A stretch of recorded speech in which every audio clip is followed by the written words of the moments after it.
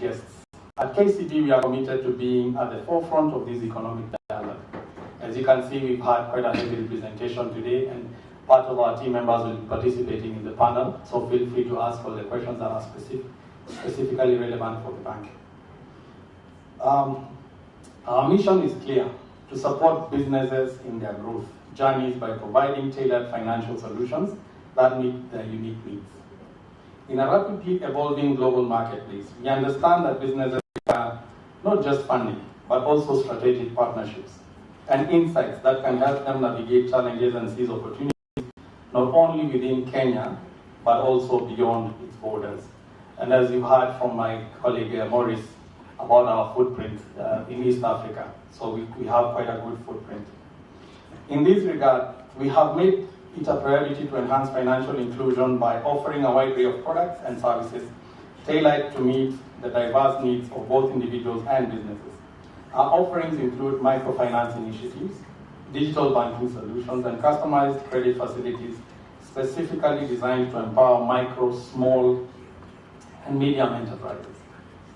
One of the key offerings is trade finance, which enables companies to manage their cash flow effectively. We play a pivotal role in facilitating both local and cross-border trading by offering a range of services that enhance operational efficiency and financial liquidity for businesses. Through our comprehensive suite of trade finance solutions, which include opening corporate bank accounts, facilitating bid guarantees, providing letters of credit, amongst others, KCB helps businesses navigate the complexities of trade transactions, ensuring that they have the necessary resources to operate effectively in both domestic and international markets. This is crucial for businesses engaged in international trade, where timing and resource allocation can make all the difference. With KCB's credit facilities, businesses can invest in their necessary resources to expand their operations across borders, ensuring they are well equipped to seize opportunities. Furthermore, through KCB Biashara Club, we allow members to interact with the like-minded individuals, talk business, and exchange great ideas that will benefit them. Biashara Club members also gain exposure to international markets, market trends, and analysis, enhancing their understanding of how other countries create solutions for prosperity.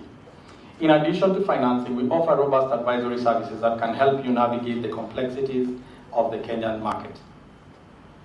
Our experienced professionals provide insights into market trends, regulatory requirements, and risk management strategies. This knowledge is invaluable for businesses seeking to make informed decisions and optimize their investments. Furthermore, KCB is committed to fostering innovation through digital banking solutions. In today's fast-paced world, having access to efficient digital tools is essential for businesses. Our digital platforms enable seamless transactions, real-time reporting, and enhanced cash management capabilities, empowering you to manage your finances more effectively.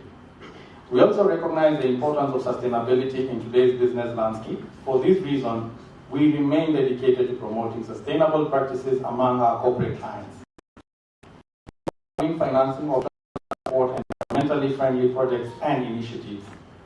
By investing in sustainable solutions, we can collectively contribute to a greener future for Kenya. In our efforts to navigate the complexities of global trade in the ever-evolving landscape, let us remain steadfast in our commitment to sustainable practices.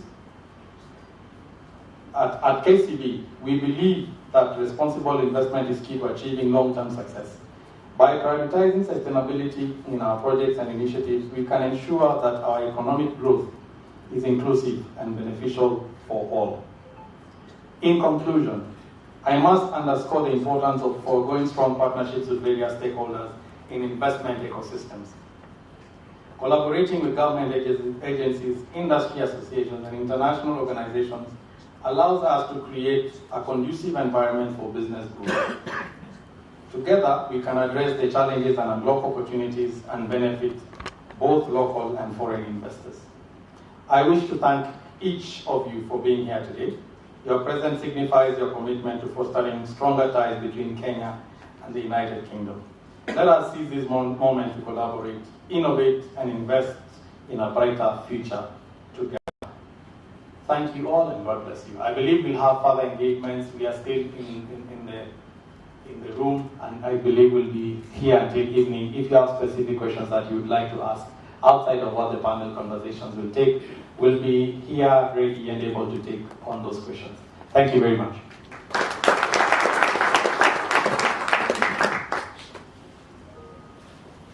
Thank you, Peter. Please give a round of applause to Peter and KCB Group.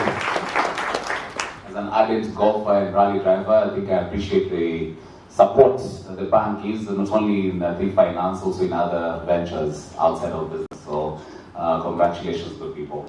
So, at this point in time, I'd like to just call to attention the panelists will be taking part in our panel 4.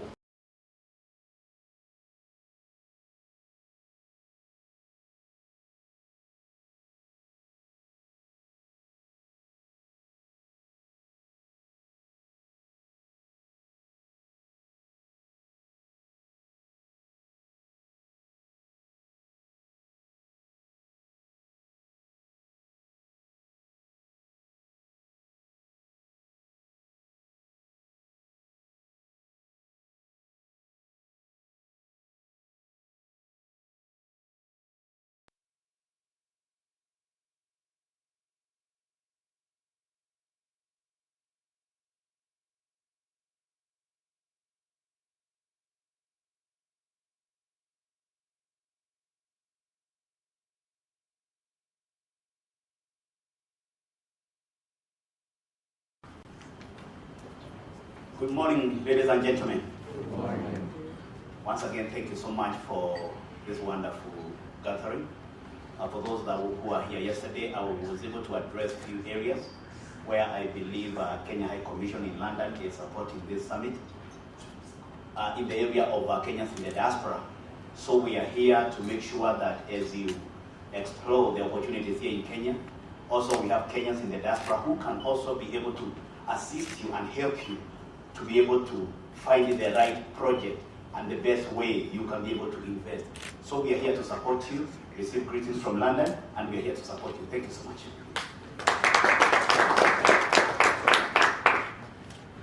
Thank you very much. Very well. Now we're ready for our panel. Those I mentioned, you'll just please make your way to the stage. Christine, running the PPP unit. Christine Langa, Director, PPP Unit, thank you.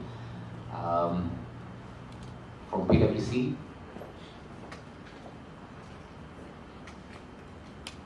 All right, Kennedy Okoyo from Deloitte. And Agri Walumbi from KCB. And also Maurice Opio from KCB. Very well, Deborah, over to you. Deborah Gopi will be taking us through this discussion on matters finance. So it's now we're now ready. So we're now ready for the finance panel. So we'll be heavily moderated by Deborah.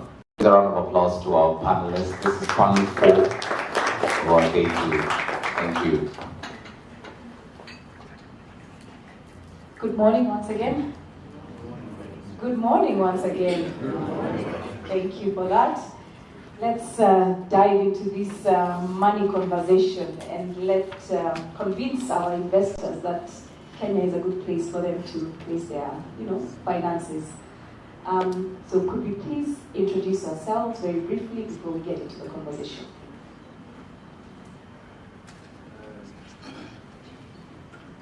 Once again, this is Maurice Opio, Managing Director for KCB Investment Bank Limited. Within the investment bank, we offer quite a range of services, advisory, which involves both corporate finance, acquisitions. We also do fundraisers, both private markets and capital markets as well. The other division within the investment bank is wealth management, which looks how to work with corporates, pensions, H&Is to grow their prosperity into the future. And lastly, we also do brokerage services, which is more of trading into shares and bonds. So in summary, that's what Maurice Opio is, and that's what Maurice represents. Thank you, Maurice. Good morning. My name is Agre Mulumbi. I'm Managing Director of KCB Bank Assurance, looking after the insurance businesses within the KCB. And I'm also Chairman of Bank Assurance Association of Kenya. So the key areas that I'll try to focus on are the opportunities for investors within the insurance segment, and I will also try to highlight how KCB will come in to make sure that your investments are safe and sustainable in Kenya. Morning, my name is Christine Nana. I'm the Director of Origination and Structuring at the PPP Directorate, that's the Public-Private Partnerships Directorate at the National Treasury. What the PPP Directorate does is basically support all government agencies that are involved in infrastructure projects, basically provide some of the technical capability around feasibility and analysis on projects, from technical, legal, financial, environmental aspects, basically transaction advisory. And so we work with ministries, with departments, with agencies, parastatals, and county governments. So for the larger infrastructure projects, be it in health, ports, roads, hospitals, etc., we are the support for government. And why am I on this panel? I'm not a financier, but why is really the case for investment in infrastructure is why I'm here. We work with a lot of project developers, private parties from various countries on the various projects that are in our pipeline. And we would really welcome additional investments in Kenya. Thanks. Thank you very much, Christine. I think I will actually start with you. I'd like us to dig deeper into that conversation. We were told that Kenya is the hub of East Africa. We know that, we believe that. You've spoken about the interest in the PPP Directorate to attract investments in infrastructure. Could you give more detail of exactly what kind of investments you're looking at in that sector? What do the investors need to bring in, and how do they get to you? Sure. So that's a lot. I'll give you the abbreviated version. Yes, thank you. What we do is anchored under the PPP Act of 2021. It was a revamp of the Act of 2013, and essentially through that act, we basically engage private investors in various ways. I'd say there are 4 ways of procurement, but the most common are 2. We put out RFPs seeking investment in various sectors, and the projects that are chosen really come out of the national development plan of the country, 2030, the medium-term development plan of with MTP4, as well as master plans from the various ministries or agencies. So that's what guides the projects that we have. I can say if you visit our website, pppunit.go.ke, and go under the projects, you can actually scroll to project pipeline. There's a project pipeline, and you can see the kinds of projects that are live currently. Essentially, we are in various sectors. So let me back up. So we can put out RFPs, sort of seeking competitive process of sort of procuring parties that would execute on projects. But also, if you have an idea of a project that you think would be ideal and have done a bit of due diligence on the projects on the ground, we do what's called a initiated proposal. And that usually has to go through the contracting authority. What I'm calling the contracting authority is now the relevant ministry. So if you had an energy project, you would be going to the Ministry of Energy. If you have, if you're considering doing a water project, you go to the Water Ministry, etc. Also, parastatals are contracting authorities. So we're talking about the Kenya Ports Authority, the Kenya Airports Authority, etc. So the kinds of projects that we currently have in our pipeline, we've had road projects. Some of the roads that you've seen that have come through the PPP are the expressway going through the city. Of course, the several other roads like the roads going to Suswa, some of those are PPP projects. In housing, we are focused on housing and student housing for tertiary students. So we are in a project with the National Housing Corporation to do almost 3,000 units in the Athi River area. That's a project that's being done on a competitive basis and is about to go to market, I would say, within the next 3-4 months. So if anyone is looking to form a consortium and to develop that is something to look out for. We are also in the process of about to put out the tender for student housing for the University of Nairobi. In agriculture, I heard you mention challenges with the large tracts of land. That's if you're in if you're looking to get into agribusiness, that's an area that is streamlined. Various ministries with land are working with us to ensure that's available. So we have a couple of projects currently that are coming as privately initiated proposals. One is farming of maize and other food products that are for food security. So most of it is for local consumption. We're keen to secure our food security and reduce our imports of food. And so in that area, we have a farm that's about 20,000 acres that's coming online soon. There's a rice farm that's likely to come online soon for about 30,000 hectares.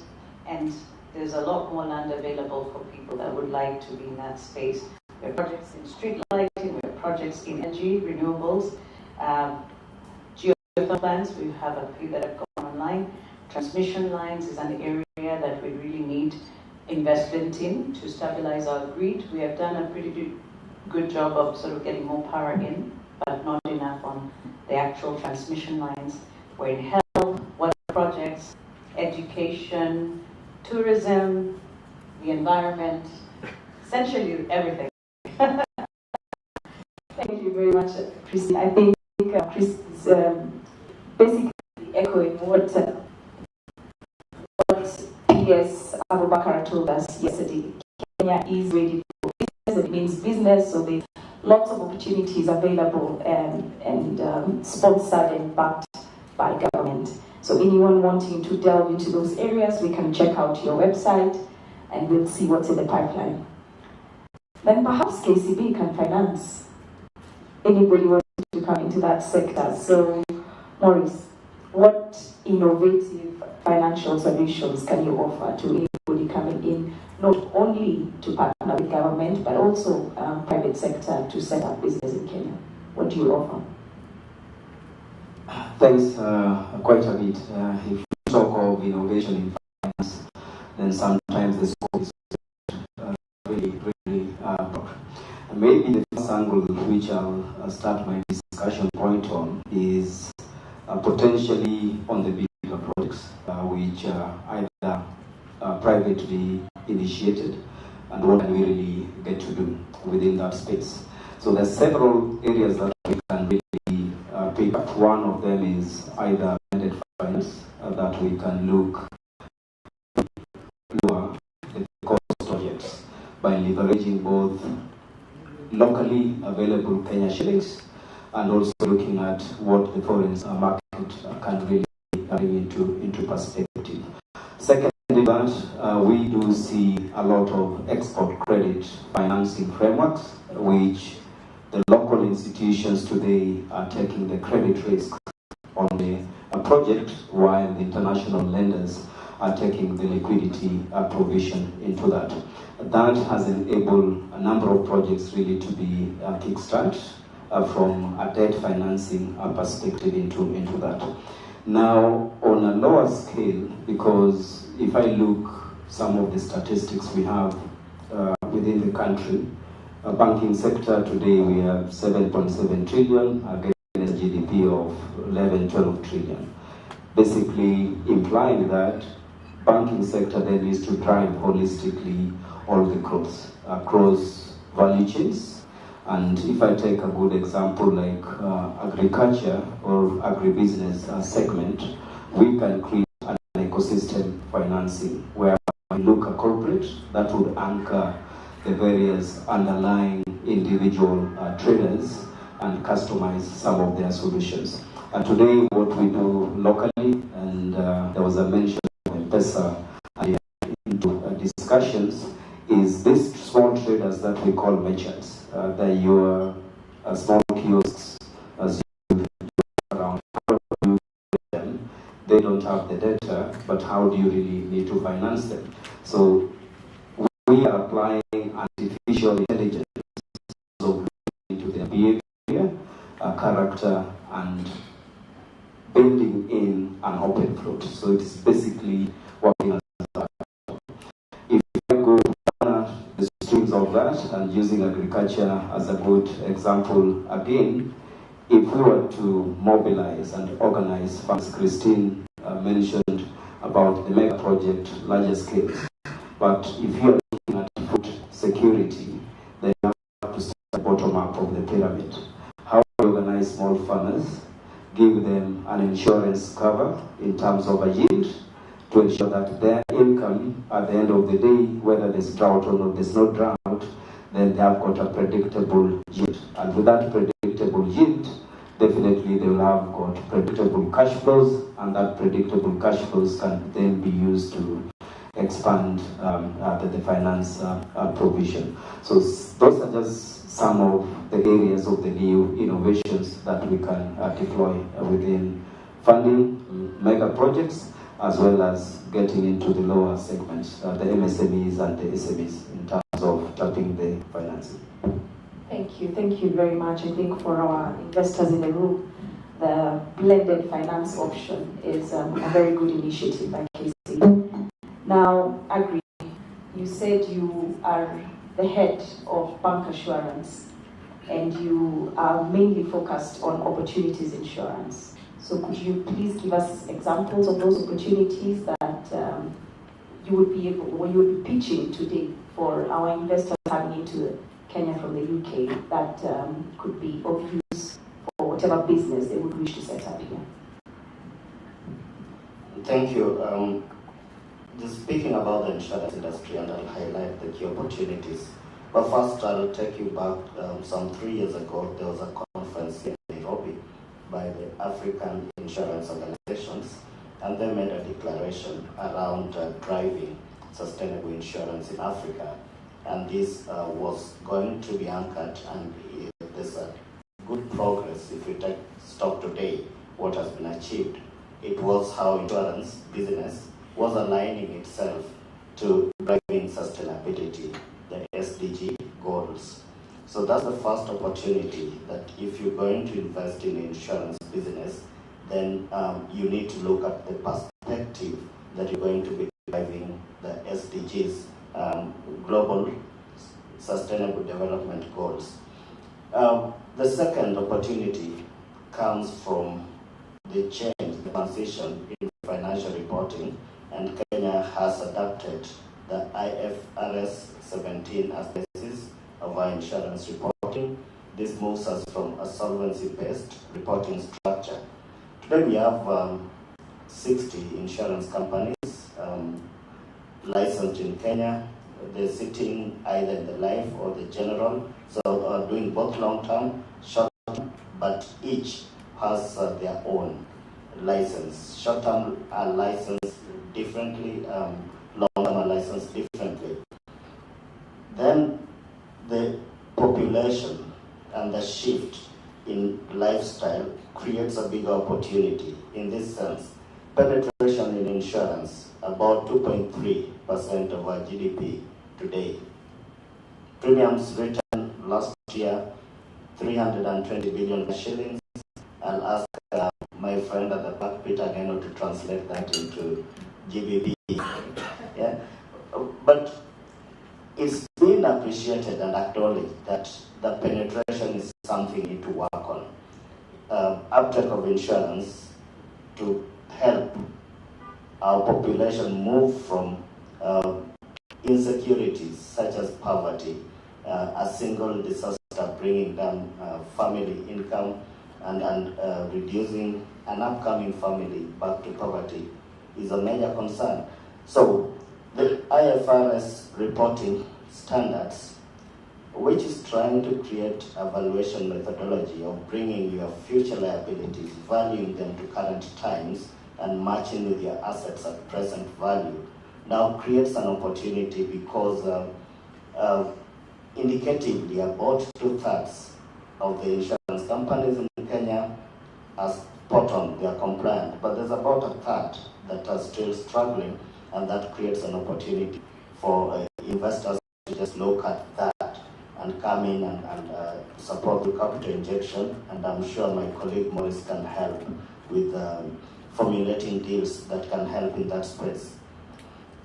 Let me move to now the core things that we've talked about in terms of KCB supporting industrialization. How are we doing that from the insurance perspective? The bank will lend and support you, but we are interested in your factory, whatever you've established, being around for now and into the future. So we will give you the suitable insurances that will make sure that the assets, machine, plant and machine are all in place. That's in line with the relevant sustainability goal around industry, innovation, and infrastructure development. So we've worked with insurance companies to customize solutions that help to create security in that space. Climate action, a major concern. We are talking agribusiness all the time. This is one area that we have taken the lead in the industry.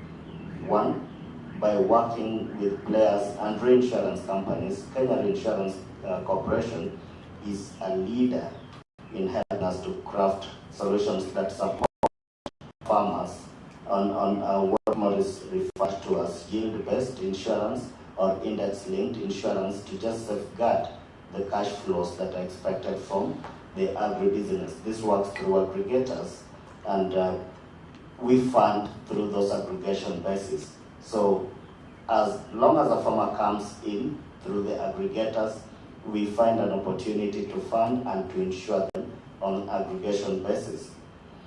Coming to the concerns around poverty, I spoke about medical, I spoke about a death in a family and home ownership.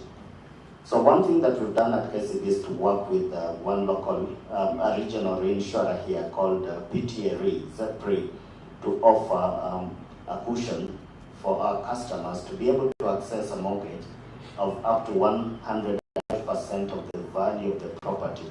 This helps them to factor in the transaction costs, the stamp duty and so forth into the financing plan, because there's a collateral guarantee that comes with that reinsurance. We have also looked at the need to help families to educate their children, and that's always an opportunity in Kenya, our focus on education. But the financing at household level tends to be a challenge. So in all this, I just can demonstrate that in the industry and innovation, we are doing premiums of about 300 million this year alone. In the climate change action, we've written premiums of 350 million. In the education medical covers, we have done 407 million premiums. So now this is to access this financial support as an investor, because the bank then finds improvement embedded in the quality of the security through insurance. Thank you very much, Maurice and Agri. I think both of you have gotten the brief right from the employer. The message I've gotten is that their financial services are tailored to fit into the SDG goals, which is a good thing for you and I, especially foreign investors trying to come in here. Now, before I open it up to the floor for questions, let me preempt one question. we have painted a very rosy picture about the financial position of Kenya and what the PPP Directorate can do, what KCB can do. But yesterday we had talk and conversations on challenges and bureaucracy over bureaucracy.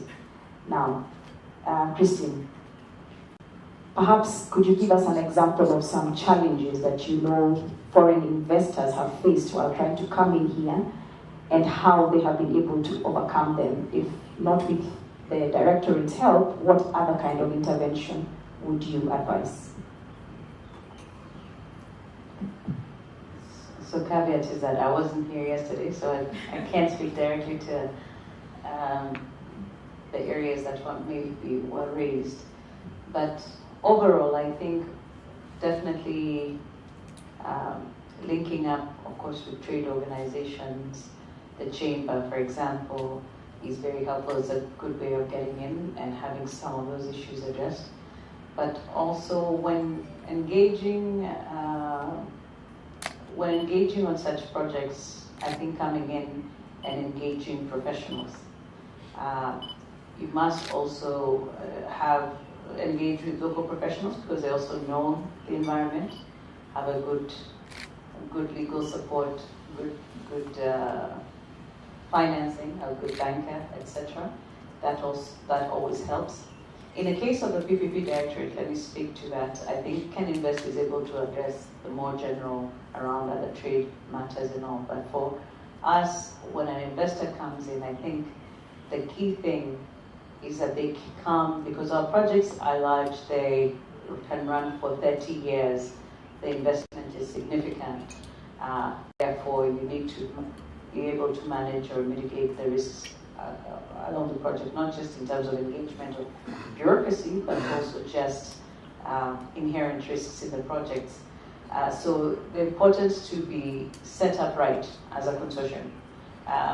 The kinds of projects we do, we are looking for partners that are well structured with all the requisite technical skills, be it sector-specific technical skills, legal ability to structure a deal well, ability to invest at the right time, so a good backing financially.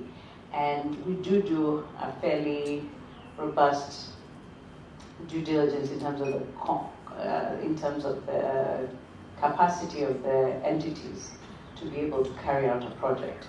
The feasibilities that are conducted for our projects are also quite extensive. Usually don't take less than 6 months, so it is a process. One has to be for the long haul. Okay, thank you very much for that. So engage local professionals, do your due diligence before you try and set up. Feel free to engage Kogweno and Google advocates to assist you with that due diligence. Laban, I now take it to you to open up for the questions.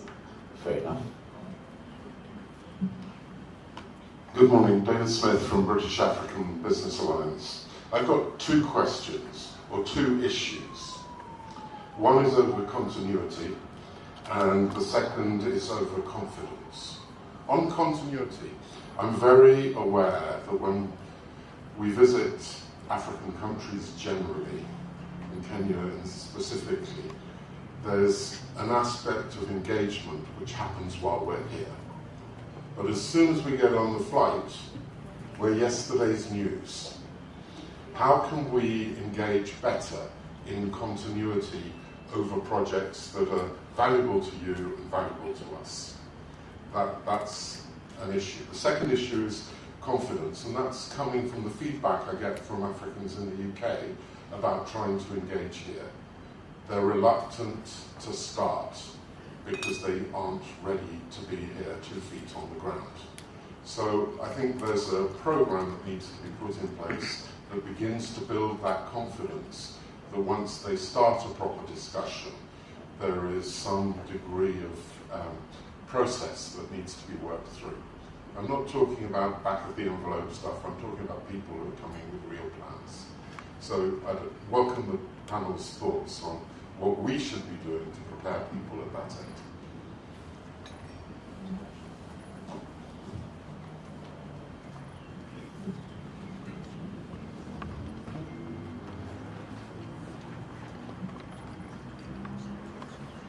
Thank you very much for your perspective this morning. I have a question. My name is Josephine Kogweno.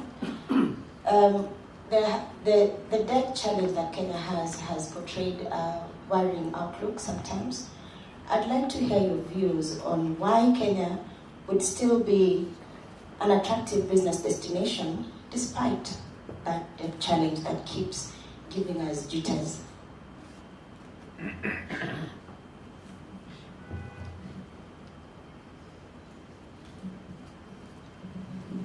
Good morning. My name is Salome Ongoro from Kenya Chamber of Commerce and Industry. And the Kenya Chamber of Commerce and Industry is a membership-based organization working to ensure that there is a conducive environment for businesses to thrive in Kenya. Now, in our database of members, we have small and micro customers. And these are customers who are startups. So, what solutions do you have for our customers when they want to access credit? And these startups are people who don't have securities. Do you have a solution for customers in that space? And then another one on financing the investors. If I can give a case scenario of one customer, the Chinese, who was building houses in Athi River. And I think the customer signed an agreement with you, but after the customer failed to pay the loan, you came and involved third parties. Is there a way in which you can sign an agreement with investors without involving the third party, so that if somebody goes into an investment of building a house, a home, and other customers who are third parties comes to buy the apartments, then they don't become part of your agreement, so that when you have an issue of non-payment of the loan, then you don't involve the third parties. And the last one, why KCB and not any other bank? Thank you. Take the three. Okay, we'll take the three. Maybe Catherine, as the only government representative. Oh, sorry, Christine. Could you take David's questions on continuity and confidence?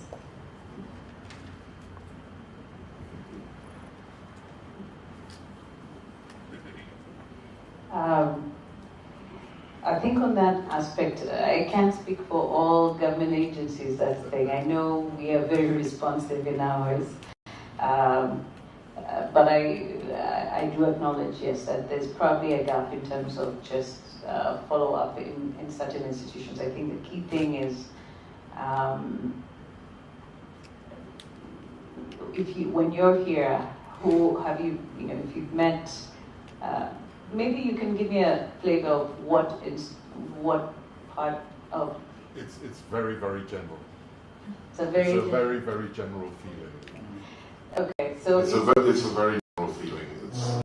It's a question of, you make the call, you send the email, and the response is very slow or non-existent. Okay, one thing I have, I'm also fairly recent, new to government, so one thing I've realized is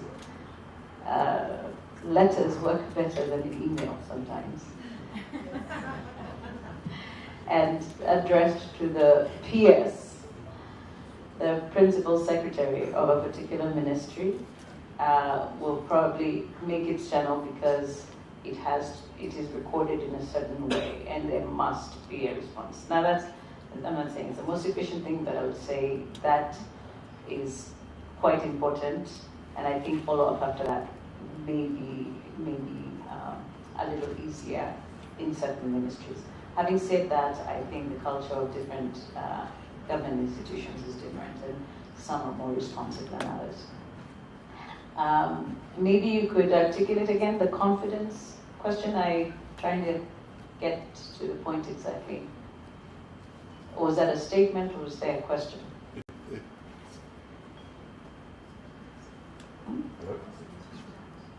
The risk, was it about? I think it's a perception more than anything else, that until you're ready to put 2 feet on the ground, there is no way to engage, and there is no confidence to engage amongst the significant numbers of Kenyans in the UK who are looking to come here and do business. And therefore, it's about building confidence around the welcome, and then that leads in, depending on the discussion with different parties, to the question of continuity. So there's no point in flying here, starting a conversation, and then nothing happens, and the feedback doesn't come, and you start again in 6 months' time. Now, is this with private sector? Mostly private sector. Them coming to deal with private sector investors? Them coming to deal with Kenya and with... Kenya private or Kenya government? Both. Okay. The private has its own requirements, and the response is different there. Okay. But certainly in terms of building confidence between what Kenya government strategies are and how Kenyans in the UK can access that. So I think, again, I would leave thoughts on what the entry points are, whether it's a Chamber of Commerce, as the lady that spoke, that would be a way to engage, whether it is through Can Invest in some of these areas. But again, there is a gap, and I think there is a journey to for information to be as easily available. I think communication is not necessarily there. Sometimes the information on certain sites is outdated, etc.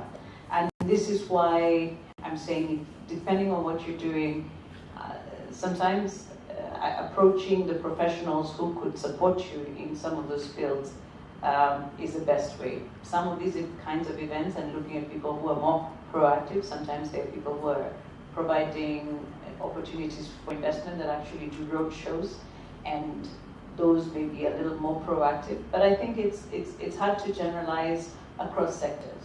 I mean, there are many projects that you really must be on the ground if you're looking to do an investment that's here. It's not, it's not a passive, process. So it is the nature of the beast. It is the sort of where we are in our development journey, and as things pick up in certain sectors, it becomes better than others, I would say. I think on the last one, maybe I should address, or maybe I can let the financiers do this, but on the debt challenge, there's still an opportunity, but maybe I'll let them go with that first. Thank you, Maurice. So I'll pick up on the aspects of debt. Is it really that scary where we are today? Certainly the answer is no. I think we have come out from the worst position, and that was sometimes earlier in April, where we had to do significant of external debt refinancing. Now, if we look at our yield curve, which is on average is a 7-year yield curve. As a country, in all developed markets, your yield curve will be 50, 100 years. That really lowers down the repayment obligations from the government. Looking into the Kenyan scenario, the only taking point which perhaps could be there is next year, April, where we'll be having portion of significant domestic debt being repaid. After that, the next cycle we'll be able to see in 2028. But I think from the Debt Management Office and the Central Bank, there is a concerted effort together with the National Treasury to really manage our debt profile and how do we really position it. So once we start going on the long term of the curve, that should be able to really reduce that risk. Now, if I look at Kenya as a country, and if I was to compare with some of the African economies, especially the West African economies, Kenya's revenue sources are quite diversified. We are not only relying on commodity or oil, which is what you'd expect from West. We are looking at several sectors contributing significantly to the overall revenue of the country. So that significantly reduces the risk. The second part of it, our exchange rate has more or less stabilized. I think also that has reduced the external debt burden. So I think we are out from the worst case scenario. And tying that to David's question on overconfidence or confidence, investing in any market is always a question of risk. And it depends on how then you perceive your risk. If you don't take risk, you don't make a return. You'll make your 4-5%. But if you make that risk controlled risk, then that return ultimately will be there. Number two, I think as a country we have got quite a strong legislative framework which supports businesses and ensures that should there be issues, I think our Companies Act is quite stringent to support the shareholders, and we have seen quite a number of shareholders win their cases and get compensated should anything go wrong into their business. So it is high time, make a leap of faith, make the investments. We have seen institutions who have made tons of money. So if I take UK companies that are operating here, the Diageos who have been here for quite a number of time have made tons of cash returns. If I look at Vodacom have made significant amount of returns into this particular territory. So sometimes we overthink risk and we miss the opportunities. To Jocelyn's question, yes, I think so. For small and macro customers, how can financial institutions really support them to be the future businesses? Of course, as a KCB group, we do understand the future corporates. We have to start investing into them today. So how do we do it at the KCB group? We have got KCB Group Foundation, which acts as a gestation period for entrepreneurs looking to bring their businesses, and we do a lot of support in that particular area. For those who are familiar with some of our products there, we have got Jiajiri, which just translates to self-employment, and we do it across those who are in agriculture.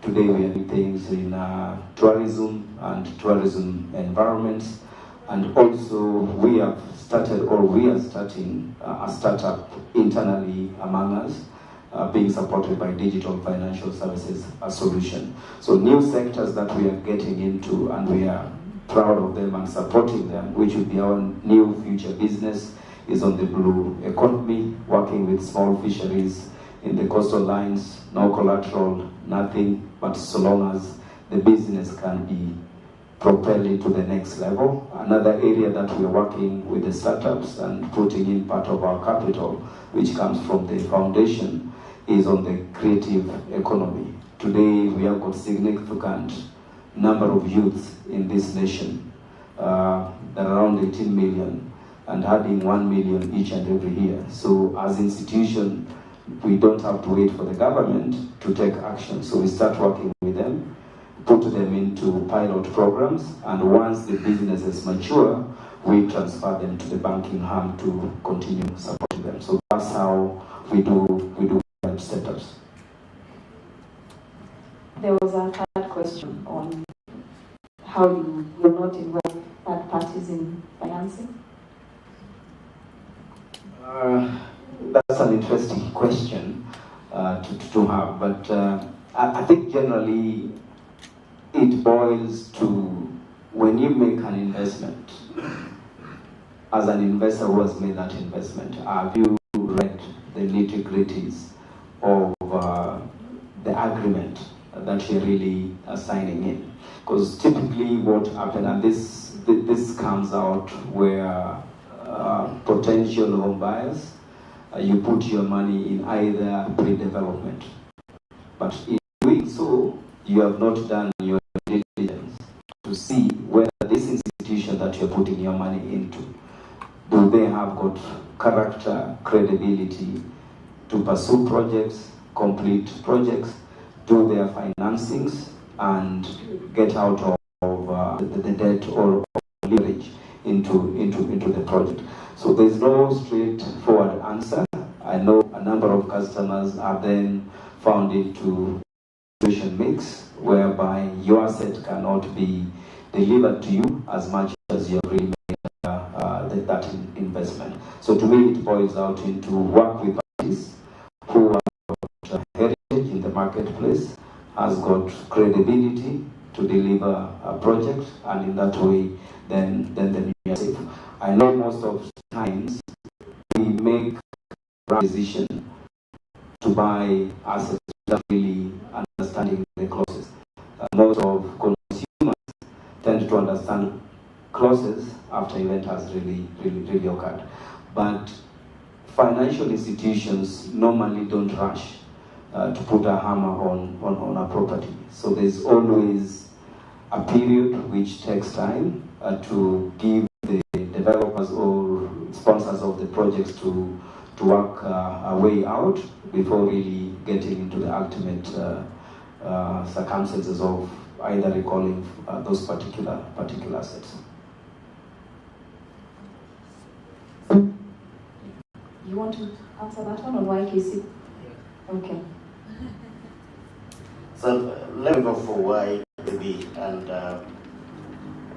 the first thing you need to note that is that KCB is an integrated financial services institution. At introduction, Morris did say that we have 2 banking licenses in Kenya. Then we have the non-banking financial businesses, the 2 we are representing here. The second thing is about our mission for people for better, and this is building on from what we set out to support people to go ahead by enabling progress. And today you walk around this city from Jomo Kenyatta International Airport to the city center, and I would not be wrong to say every 3 buildings you must find at least one that has been funded by KCB.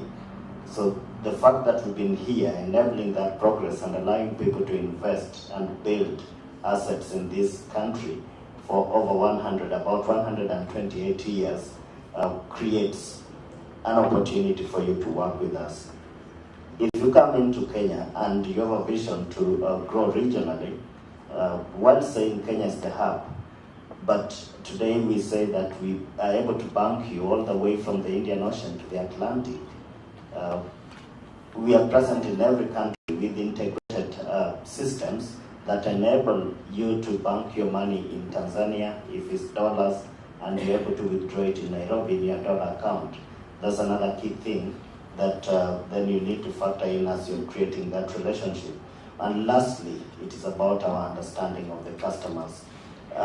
Just going back to this question around the small and micro, 2 things we've done in the recent times which align to supporting these segments. The first is last year we launched a proposition that's supporting women. We call it the FLAME, female-led and made enterprises.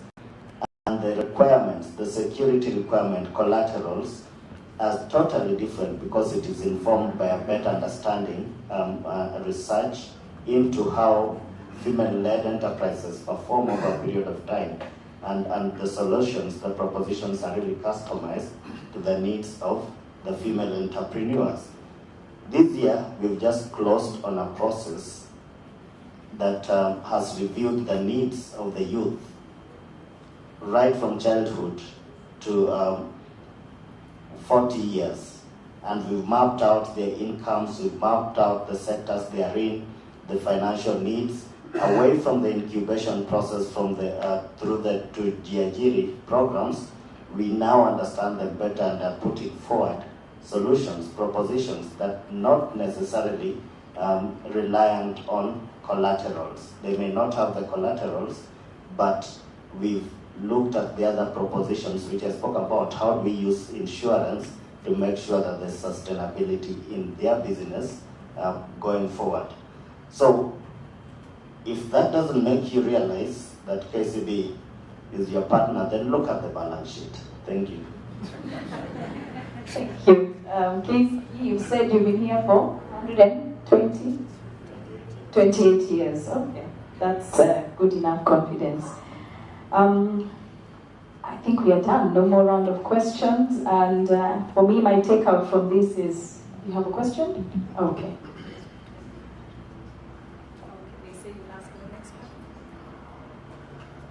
So take out from this, please do your due diligence and do not be afraid to come into Kenya. We are ready for you and we will provide the conducive environment.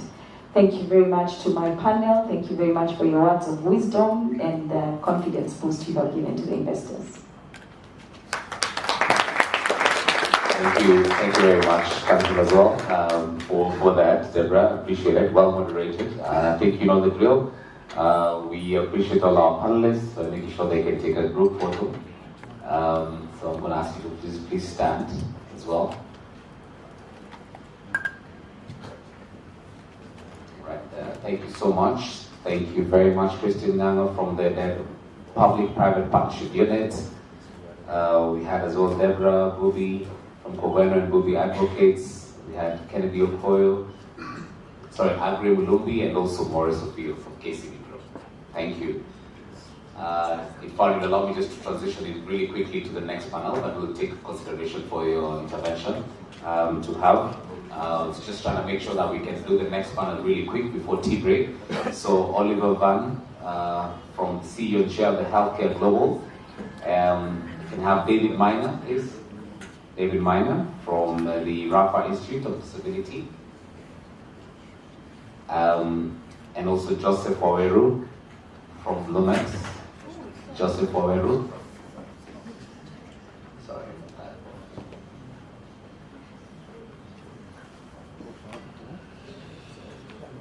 Joseph, there you are.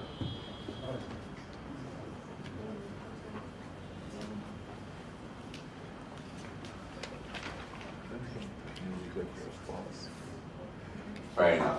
All right, ladies and gentlemen, allow me to just request us to take a really short tea break. Let's take a really short tea break, kindly. Let's kindly be back at exactly 11:30 for the next panel, please.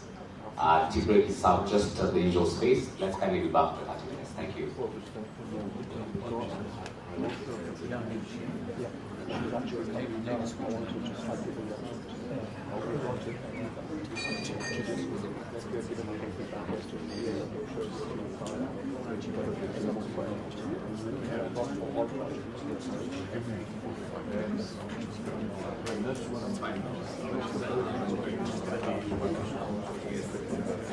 I have trouble studying within 2 hours.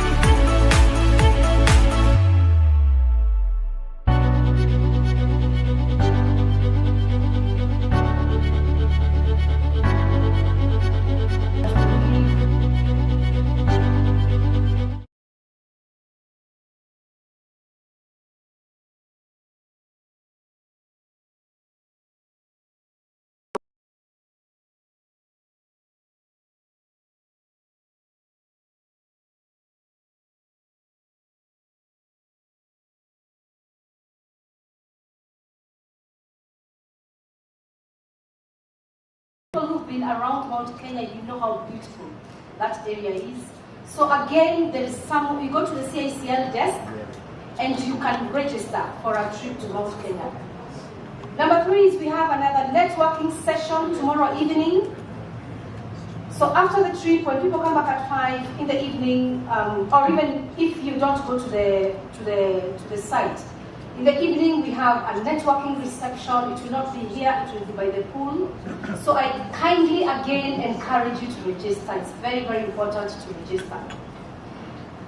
The B2B rooms, someone has just asked me about they need to talk to some companies in private. We have B2B rooms which are available for you to use. All you have to do is to go to the CICL desk, which is right outside, and you can book your session. So just go to the B2B, to the CICL desk and talk to Robert.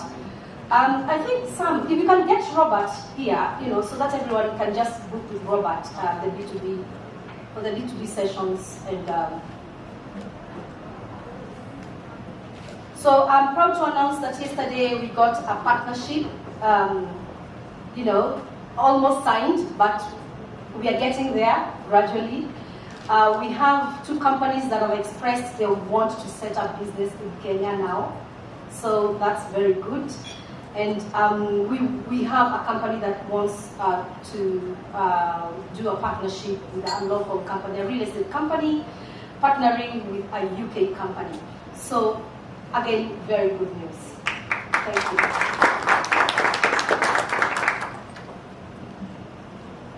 Thank you very much, Mary. Please give a round of applause to the convener as well. Sam, if you can hear me, are you coming back in to who you're registering? Okay.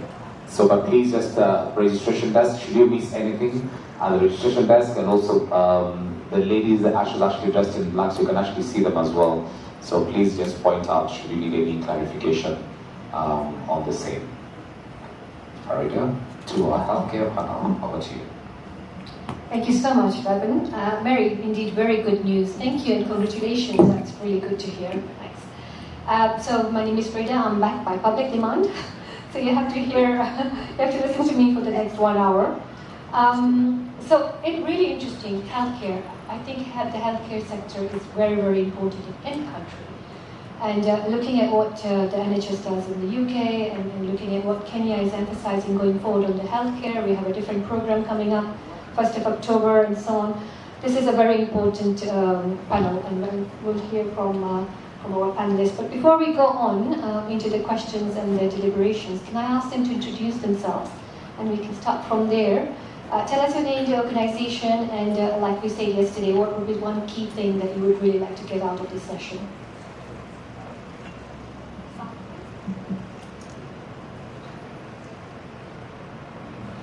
Hi, my name is Joseph Waweru.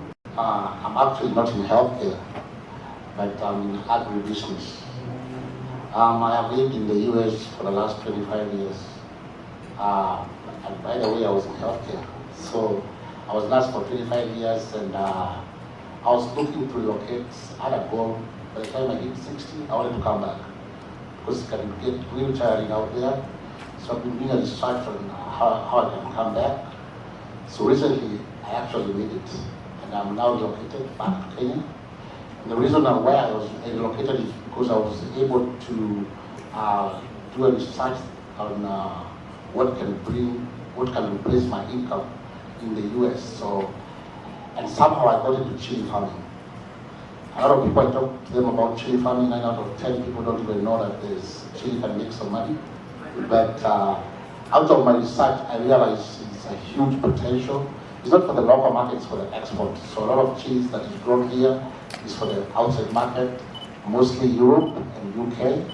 So when I researched, I came across a guy called Diego. He's from Rwanda.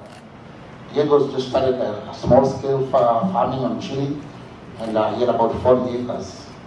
And he went just into a trade mission like this one, and currently he's supporting about 10,000 small farmers in Rwanda.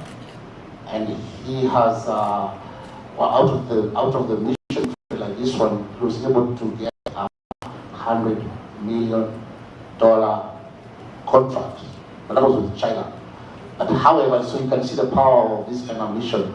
So when I researched him and I checked him, and I checked and I saw that Rwanda has a GDP of about 10 billion USD, as compared to Kenya, which has about 100 billion USD. And I said, if Diego can do it, then I can do it in Kenya. So I came in April, and I came across some guy who was doing the chili farming down in Machakos, that is in the Kalakala, but he was doing it small scale. So when I looked at what he's doing, I just said, no, let's do this thing at large scale. It was just doing like 4 or 5 acres. So I went in and did, I put in 20 acres, and that was in April. The beauty thing about chili is a 3-month crop. So within 3 months, you start getting your money back. So for those investors who can connect with that and they are looking for opportunity, we started something we call our contract farming, so that we can boost our production, because we know the demand is there. The world demand, according to my research, is 500 billion tons. That's how big chili is. Let me repeat that. 500 billion tons a year. That's the demand out there. So I realized we cannot meet the demand. The supply is so low that whoever is doing it, the market is always ready. The only problem we have with our farmers here is the third-party people who come to buy from farm gates. So I'm here today to connect with direct importers, because when you get it direct importers, it trickles down to the farmers. Because currently I'm working with about 50 farmers who we are doing contract farming with, so they get the land. The arable land here is too much. The climate for chili is hot weather and water, and we have an ample of that, so our production can be boosted to the potential is huge. The demand is there. So what we're lacking now is the support and the direct market. And the impact I have seen in the Kalakala, we are already employers, we are providing employment. On that, now we've grown from 20 to 50. On average, today we have about 30 to 50 workers on our farm. And that is just on a daily basis. When we're harvesting, and another thing about chili, you harvest every 10 to 14 days. So every 10 to 14 days is a paycheck for us. And I'm having like 100 people just coming to harvest the chili. And the thing about it is that you're offering employment to people who didn't even have anything they can do. So you're already making a big impact to the community. So if we can 10x that, because I believe in 10x, that is mammoth. Because if Diego is doing it in Rwanda, we can do it in Kenya. So the thing about contract farming... Thanks, Anthony. I'm going to stop you here because we're going to go into the discussions around the panel. And thank you so much for that introduction. I think yesterday we had a really interesting panel on agriculture, and we talked so much about how tea and the exports from Kenya and the UK are working. But we'll come back to you. I would want you to put on your hat, we'll discuss more about the tree plantations and on. I want you to put on your hat on healthcare as well. You said you have 25 years experience in the US, so maybe you put on your hat for this panel, but happy to discuss the other bits that you're talking about. Yeah? Can I ask the next panel to introduce, very briefly, just introduce yourself, and yeah, tell us what you want to get out of this panel. Great. Thank you to, first of all the organizers. It's a great event. My name is David Miner. I'm an occupational therapist, past 22 years. About 8.5 years ago, I decided to solve a challenge that I was experiencing. When I was treating my patients in the home-based setting, I realized that most of my patients were not improving because of the kind of care that they were receiving at home. So we basically started training the house nannies on how to give good care to the patients. And we started an institution around that time. And now we've grown to about 7 branches in Kenya and 1 in Tanzania. And we are happy that the UK has also embraced some of our caregivers. what my main interest is that we need to connect UK job market to our caregivers here in Kenya, because like if you look at the UK disability statistics, you have 16 million people living with disabilities in the UK. So how do we bridge that gap through connecting them to caregivers here in Kenya?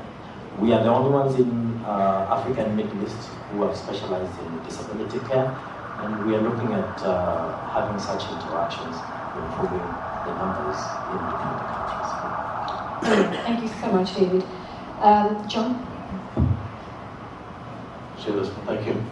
John Rogers, and I'm the director at Turner & Townsend, and we've been operating in Africa for almost 40 years with 14 offices across the continent, and we are a British company, and I'm happy to chat today about the challenges we've had over the last 30 years in East Africa in particular, and some of the challenges in Kenya, but more so the opportunities and the ability to capitalize on those opportunities, because that's the essence of the event here today. It's about increasing trade, it's about developing relationships, and it's about unlocking opportunities. So looking forward to it. Thank you.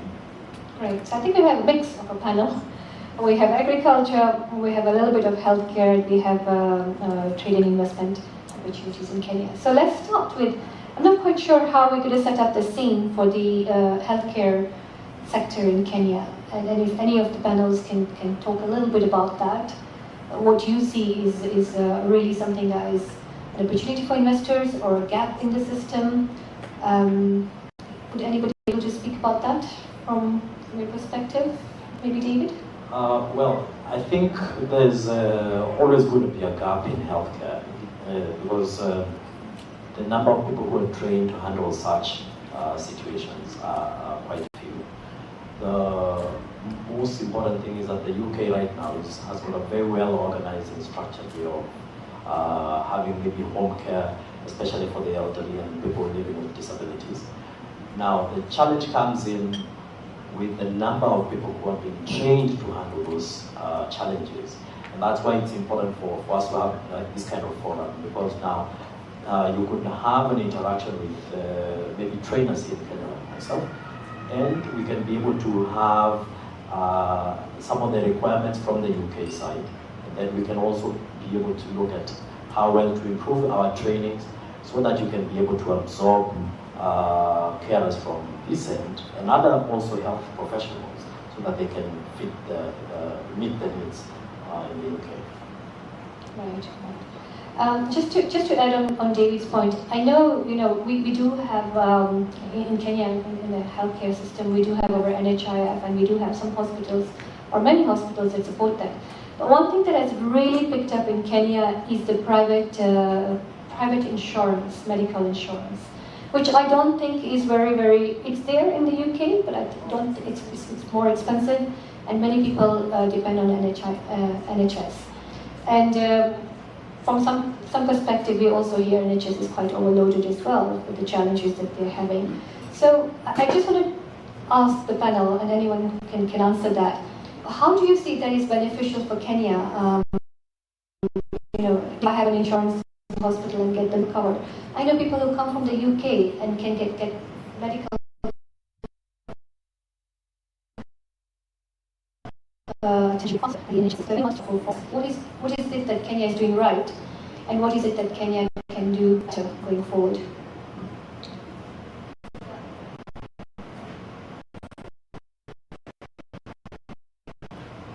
Thank you. Examples of what is happening across the continent I think can be replicated in Kenya. Kenya's medical facilities are exceptional if you can afford them. And I have several examples, just like you just mentioned, of people traveling from other parts of the world to Kenya for medical treatment because you can get served quickly. It's actually not particularly unreasonable in comparison with other parts. But if you can't afford it, you're in real jeopardy, and that has to be a government initiative to provide that medical facility. And I think that's the thought process for this new taxation that's coming in. We've been doing programs through UK Export Finance over the last couple of years. We've done, I think, 101 clinics in Zambia, 90-something in Zimbabwe. We're doing 4 or 5 secondary hospitals in Ivory Coast at the moment. But it's like the hub and spoke wheel. You have to have your primary clinics are more important, so they are to deal with probably 78% of the medical requirements people have. But I think the fascinating one of the things that we're all missing here is, you know, the population of the continent of Africa is going to double by 2050, not that far away. And another interesting one, I don't know how, I've tried to fact check this, so don't hold me to it, but 2/3 of the world's babies will be born in Africa at 2050. 2/3 of the world's babies will be born here by 2050. So we need 2/3 of the world's midwives. Just think of that alone. This is a phenomenon that is already happening. If you look at it at the moment, if you go to any hospital, it's jammed, there's queues at the door. But if you think about what it's going to be like in the next 25 years, it's pretty much unsustainable. But if you flip that upside down and look at it as a tremendous opportunity for investment, tremendous opportunity to make social impact. So for companies that are looking at Kenya and East Africa and various other places as opportunities for growth, I think you will struggle globally to find anywhere as good, and I think you will struggle globally to find anywhere the opportunities that Kenya has. Brilliant. Anthony, I'm going to come to you. Your experience in the healthcare for the last 25 years and being in the US and all, and now being in Kenya, what do you think is something that we can bring into the country? What sort of investors, John has just said that there's lots of opportunities. What sort of investors or what sort of fields do you think we need to kind of grow in terms of the healthcare sector? Thanks. I think one of the things that I realized in the health industry is the labor force in Kenya is humongous, and we don't have opportunities here for the demand in the industry here is not as huge because of various factors, and one main thing is training, because the demand for the labor out there, like in the US, outstrips the supply. So a lot of hospitals and healthcare institutions will be running short of labor. They don't have enough people to serve the communities and the country. So there is that already gap. So what you can do in Kenya, I think the best thing to do is invest in training institutions and now connect to the market, because the market is there. And then of course we've got to have the government, intergovernment relations, so that we can be able to formally export the labor, because it's ample is a lot. Yeah. And then now with the investors coming in and putting the money in the training and everything, and train them according to the standards that are required on the other hand, then it's a win-win situation for both countries. Brilliant. I think that's a really, really good point. Thank you so much, Anthony. And you know, a couple of, I think it's still even ongoing. We have nurses that we kind of train through our system in Kenya. We even have doctors, and I know there was a program or there's an agreement within the UK government and the Kenyan government as well to export nurses into the UK, and I think some of them are already there and working. So my question would also be like, what do you think, to the panel, and anyone can answer this, what do you think that we need to do as a Kenyan government and the Kenyan private sector to retain some of these nurses and upscale our healthcare system? I think I'll flip that the other way around. Is what can we do as a government and as Kenya to train more? Because there's so much people, I mean, universities and everything, but the training capacity has to go up so that we can have enough supply for here and enough supply for export. So the focus should be the training. That's showing up more people. Yes, as much as possible. Without it, then we can balance the equilibrium. Okay.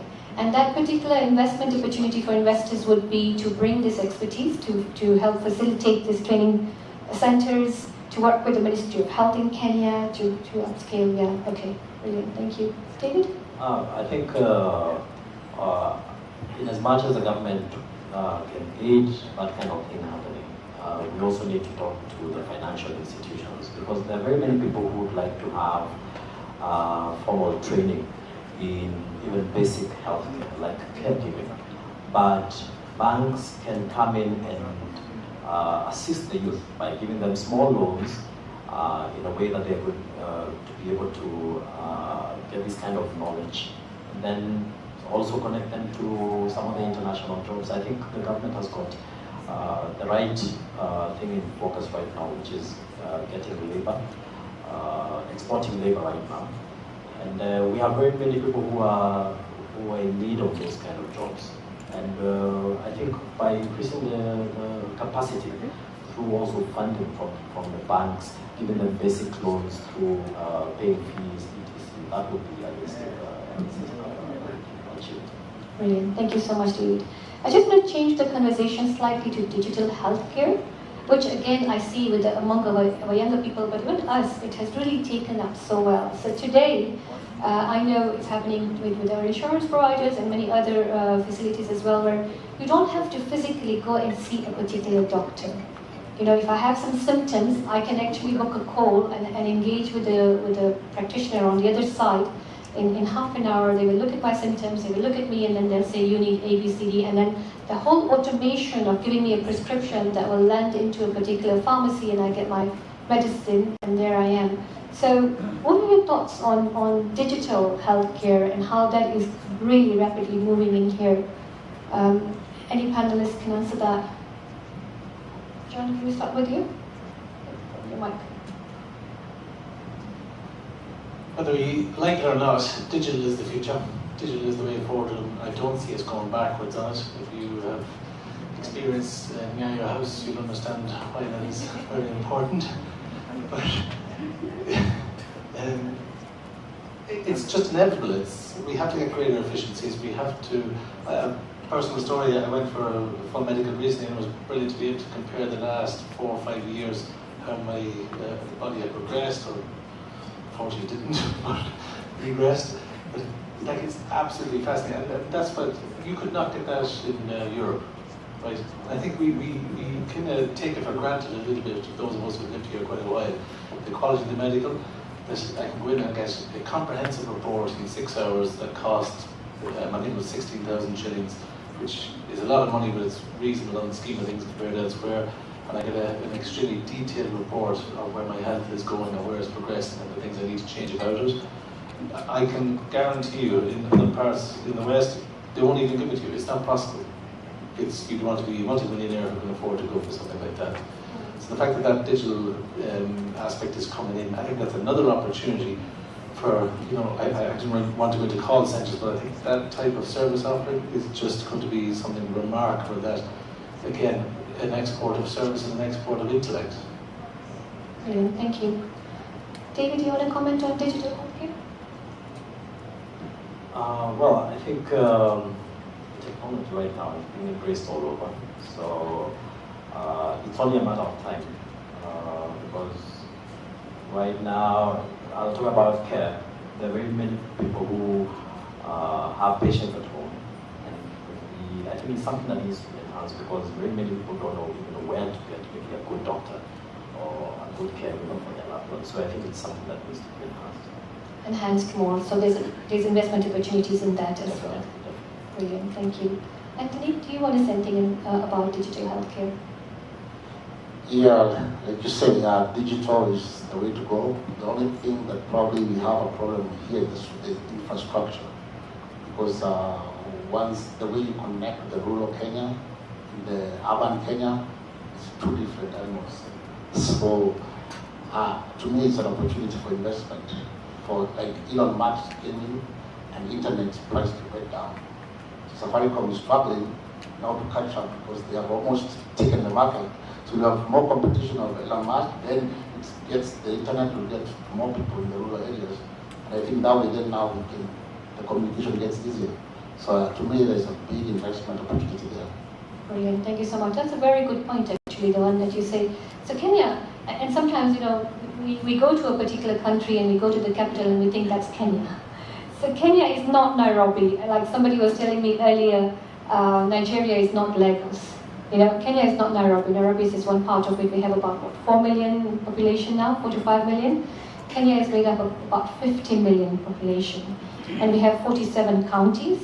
So developing those counties, taking all these particular opportunities into those counties, enhancing the internet facilities in those counties, and making sure every Kenyan gets this product and services is what I think would be a really great opportunity. I'm going to just change the conversation. I have 2 more questions, and then we'll go to the floor. One question is around mental health, but before I go to mental health, I just want to check, and I think we can't have a discussion in any panel without talking about COVID.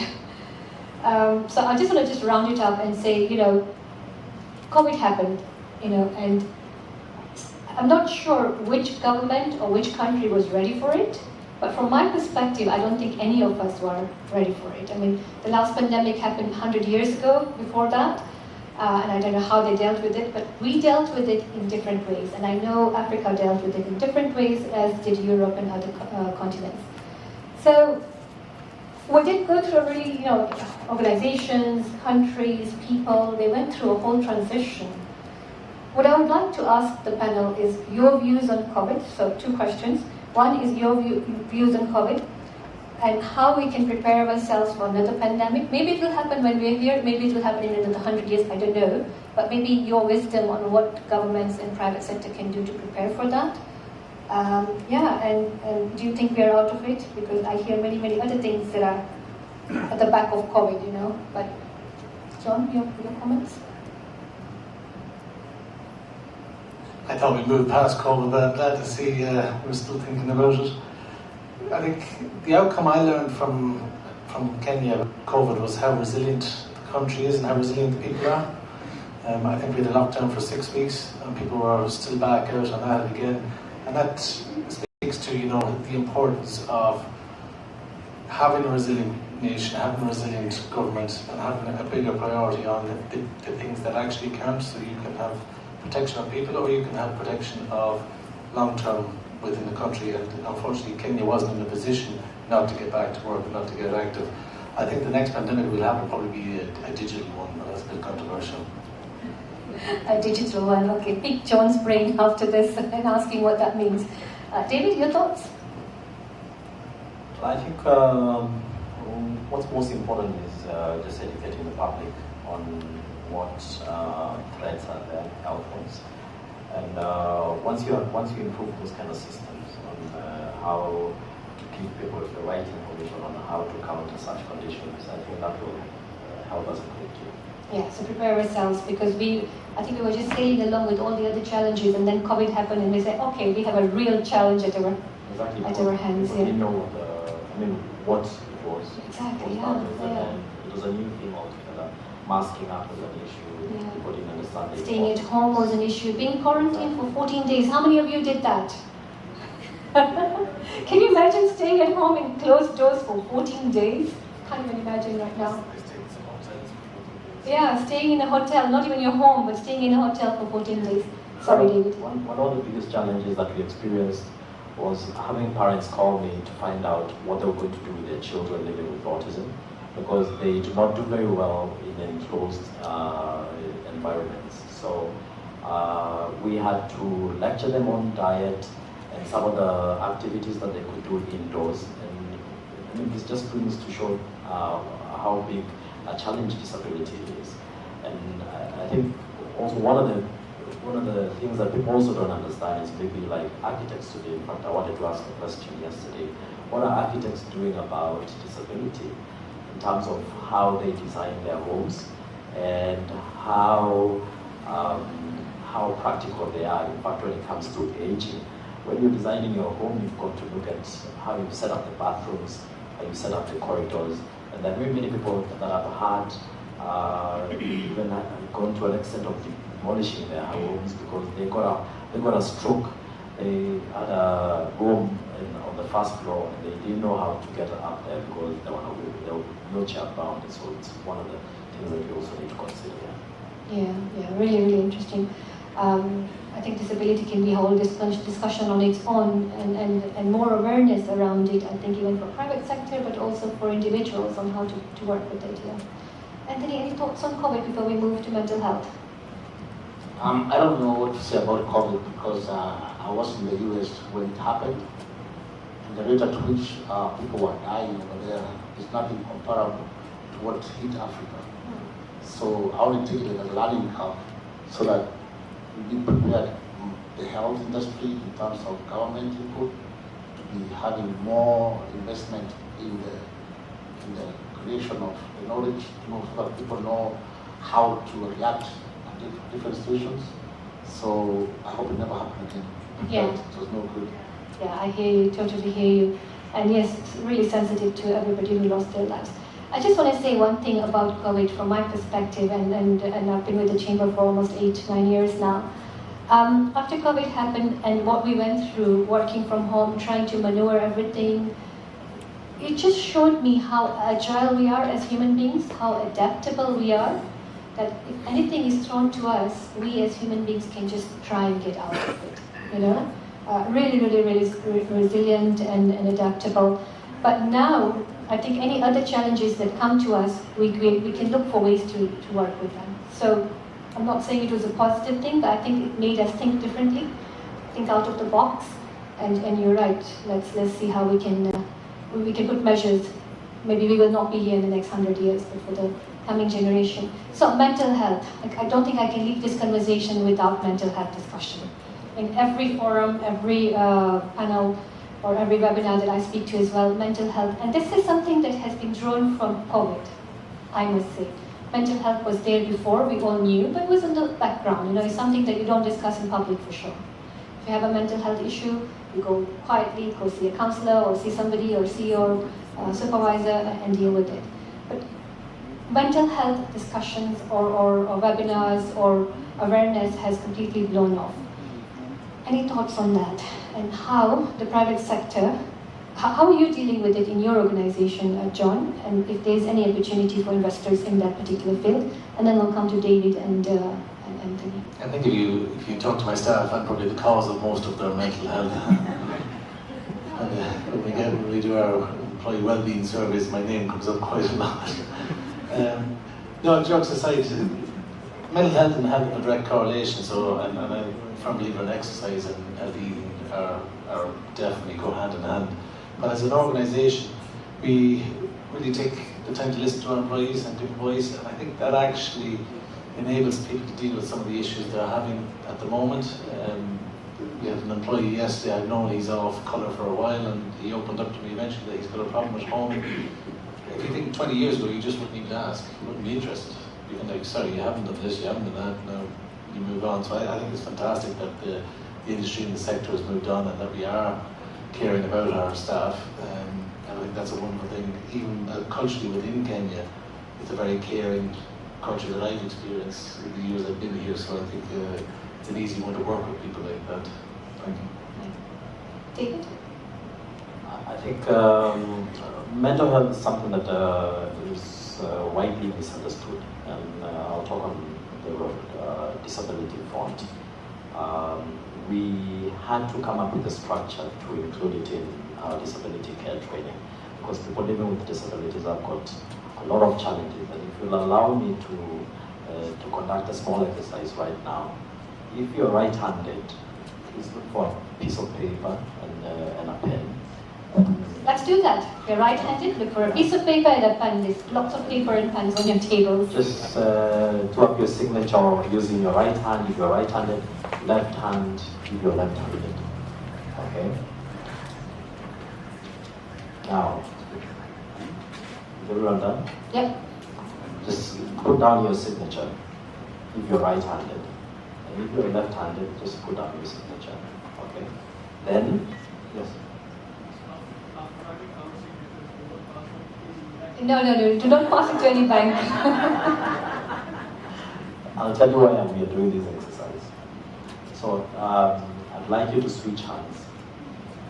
Then do up your signature.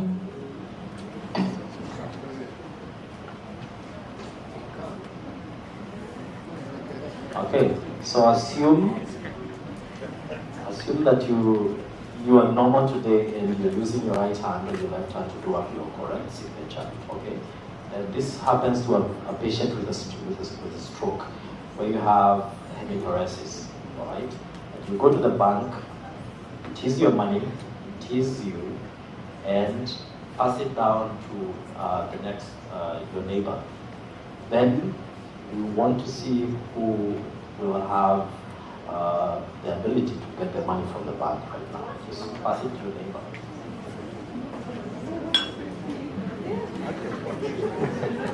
So how many people would give this person their money or allow them to withdraw their money from the bank?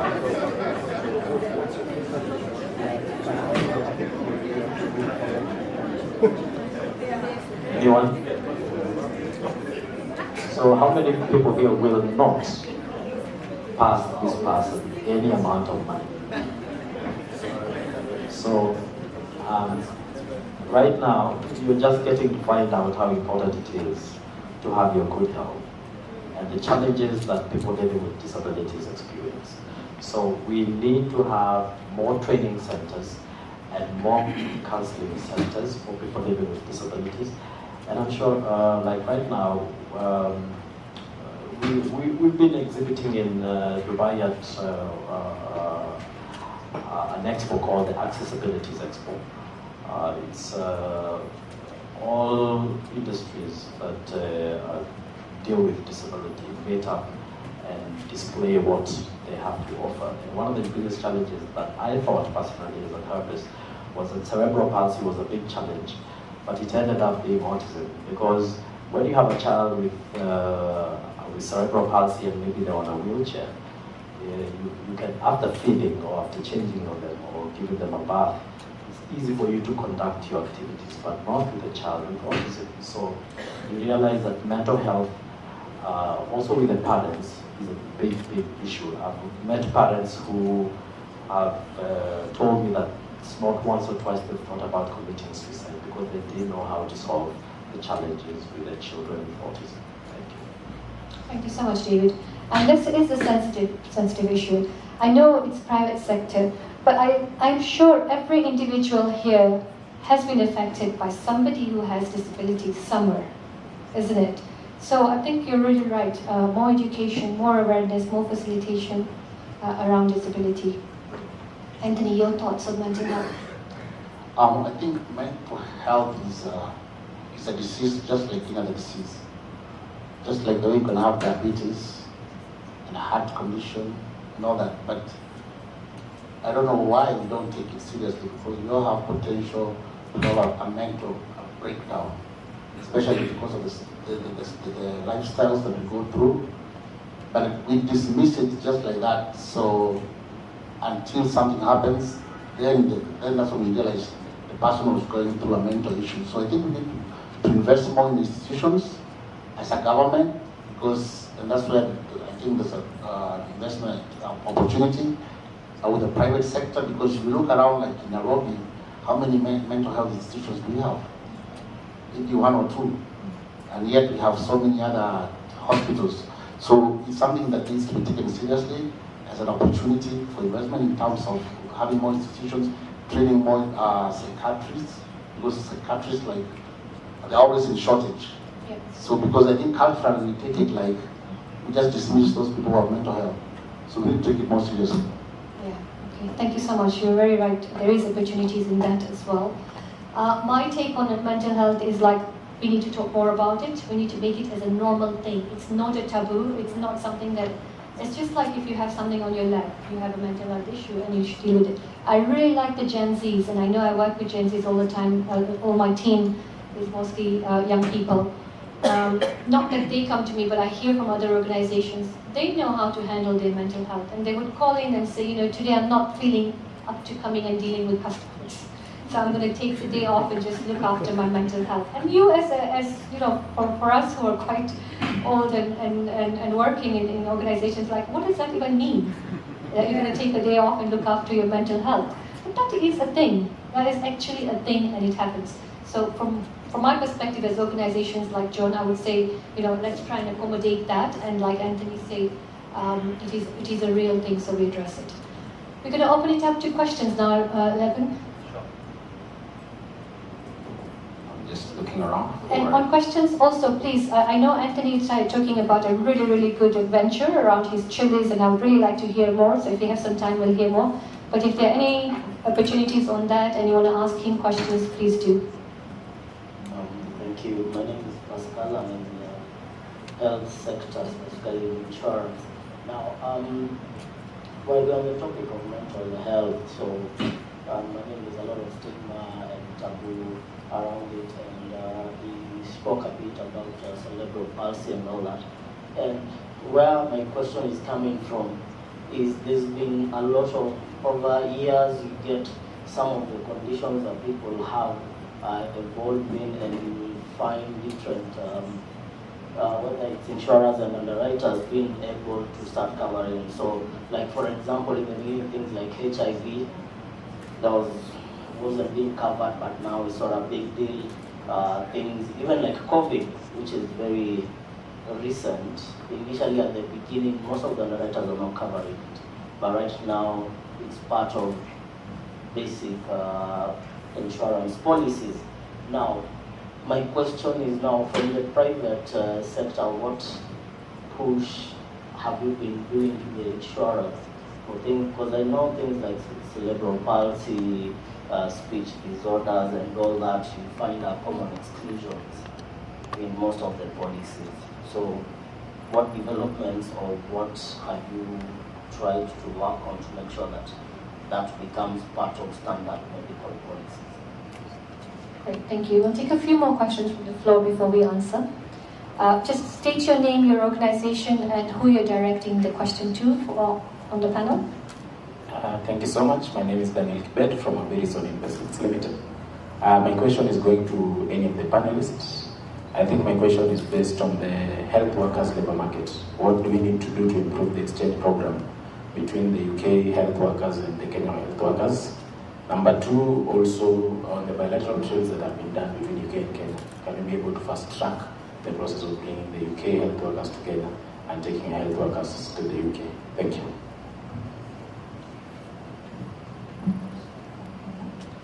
Take one more, two more. Okay, thank you to the panelists. Kimani John is my name. I'm Safaricom distributor. My line is in telecoms. I come from Kitale. My question is, USA chamber, UK chambers, how are you assisting telecoms? And you know right now, everything is on digital. And I'm based in Turkana and West Pokot and Kitale. I'm really in rural market machinery. Thank you. Thank you. One more maybe? Or there are two more here. Maybe we take the people who've already had their hands up. So there are three actually. Good afternoon. My name is Amrit Soor. I'm an advocate with DLA Bank for Africa, IPM Advocates. It's more a question and possibly an observation. I think you mentioned COVID, and I think that was a big one for us because we were really unprepared. A couple of opportunities that arose, and I think one was protective equipment. I think we really had a shortage, gloves and masks, etc. And I know there was mass importation, and I don't know whether opportunities. I think that was definitely an opportunity, and to be better prepared. And there was the issue of the vaccines, and obviously, it's, are we thinking of setting up pharmaceutical industries, etc., which might look into it, so we are not caught unprepared. And I mean, those are my thoughts. Those are opportunities we've already identified, and I'm just wondering, because those are opportunities for investment in Kenya by some of the big pharmaceutical industries, etc. So I don't know whether anybody's taken that up.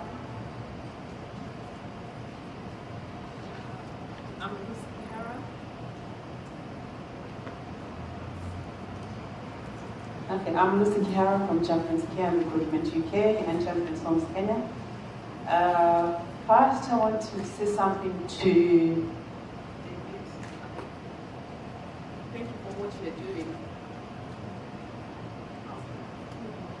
Thank you for what you're doing with the business. Let's change the mic for you.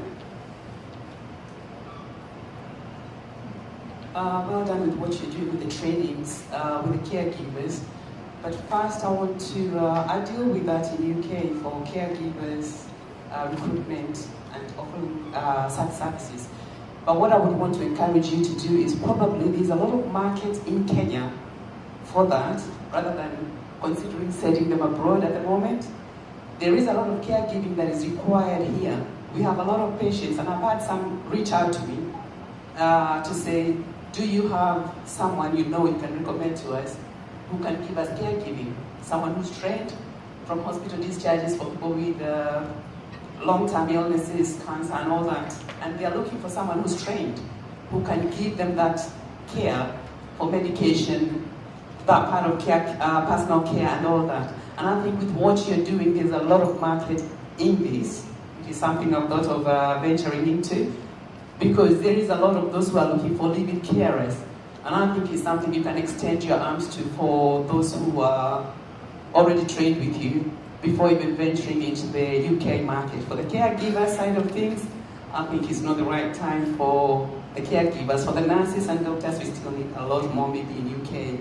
As much as we have NHS as the state is at, but we have a lot more that you can offer. On the mental health, again, I think we still have a bit of a stigma that we still need to address in Kenya. And my question goes to are you the government rep? Do you have any government rep for anyone? No, we don't. Oh, we don't. I think it's all private sector on the panel. Then. What is it that we are doing for the mental health cases? Because there is a lot of them, and a lot of it is probably to the families. Misdiagnosis a lot when we get a lot of depressions and things like that. Is there enough education going out there to these people so that people get to mild depression, and it has led to probably when you've seen them walking out on the roads and it becomes a stigma. What is it that we are doing to support those people, educate them, and also is there any regulation that regulates our healthcare standards? I know in UK we have the Quality Care Commission, but who is it that regulates our hospitals and everything else other than the Kenya Medical to oversee even people like David to make sure that you are regulated with the care that you are offering? Thank you. Thank you. We'll take one more question here because of time and the second panel. I know Level has not given me time.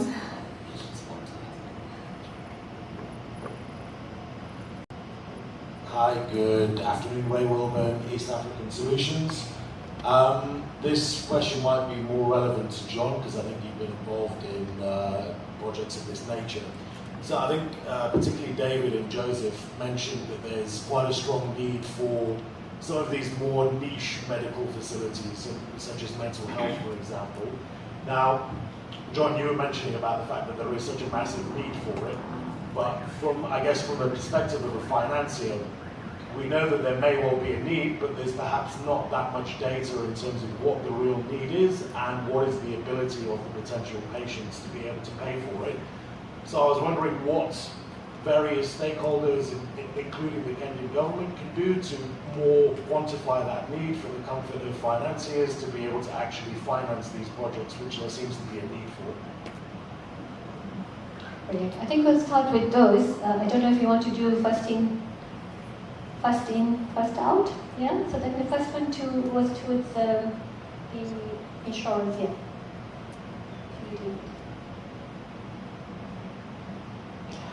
Thanks for that. I think it's a very important thing that you mentioned, insurance. Well, disability is widely misunderstood by so many people, and that's why that's a very important question today. Very many families in Kenya are not able to afford disability-based services like therapy. Assuming you need you pay a therapist maybe 500 shillings, and you've got transport to that facility, maybe you call it even 1,000 shillings. How many people can afford to pay a therapist twice or thrice a week? Not once, not twice, but for the rest of their lives. So I think I'll push that challenge to the insurance sector to see how they can include a policy that takes care of people living with disabilities, especially children. And also, it's also important to come up with a cover that includes home-based care.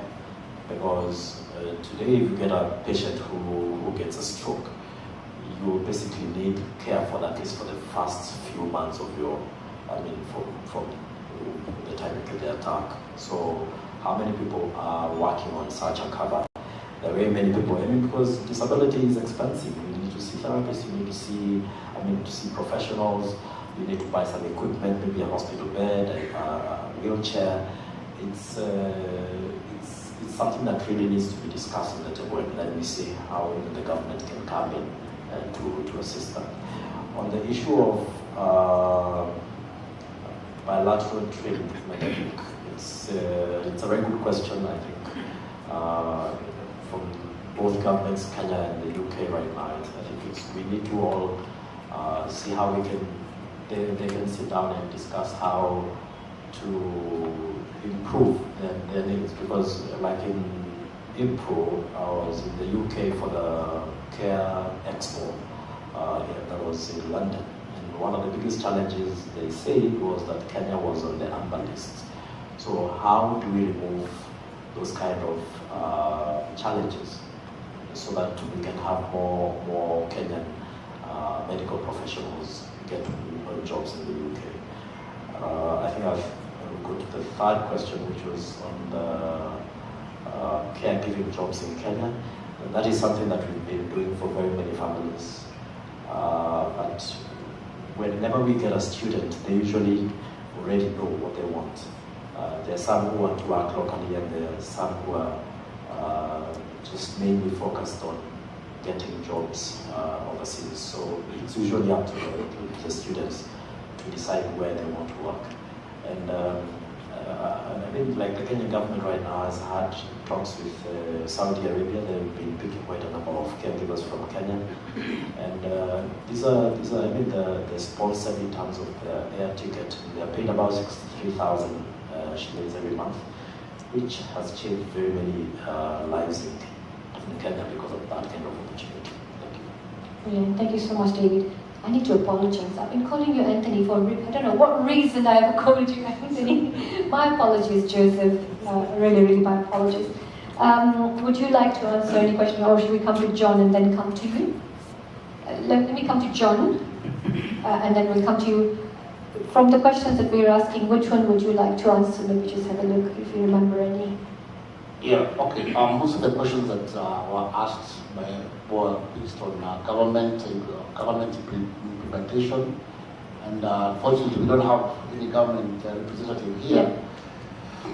But like somebody asked about how we can fast track our labor to export labor, and I know a country called Philippines. Philippines, biggest income earner is from exporting labor and healthcare labor for that purpose. So they have partnered with the government for the US, and their curriculum in Philippines prepares the workforce for that market. So there has got to be the government willingness and cooperation to be able to prepare our people for the market, for the overseas market, which now again, unless we have somebody from the government to answer that. Recently, I know to prepare a nurse for the US market, you have to go through something called NCLEX. And I've seen a few institutions here opening up with NCLEX examinations, so you don't have to travel anywhere for the certification. So that's a plus. So it's happening right now, but we only need to have more and more of those, because the market there is huge. And again, now, like when Lucy was asking about local caregivers, I think the solution to that, one of the things is marketing. Because I also needed a caregiver for my mom, but I don't know where to go. So we need to have platforms where we kind of advertise the services, which anybody can just look at and call and get all of this that they can. So that's what I have. Thank you so much, Joseph. I just want to add one more point that Joseph said. I think somebody was asking about pharmaceuticals, and I think maybe John will touch on that as well. Pharmaceuticals or vaccine. We had some sort of a projection with Moderna, but that has not happened yet, and John is smiling. So I'll let him answer on that. But there are some stringent procedures and regulations in Kenya that we as a chamber are working on with the Kenyan government when it comes to the pharmaceuticals and the medical sector. So, cost of doing business, cost of regulation, cost of licenses, and cost of imports as well. But I'll let John answer that and then sum up. Thank you.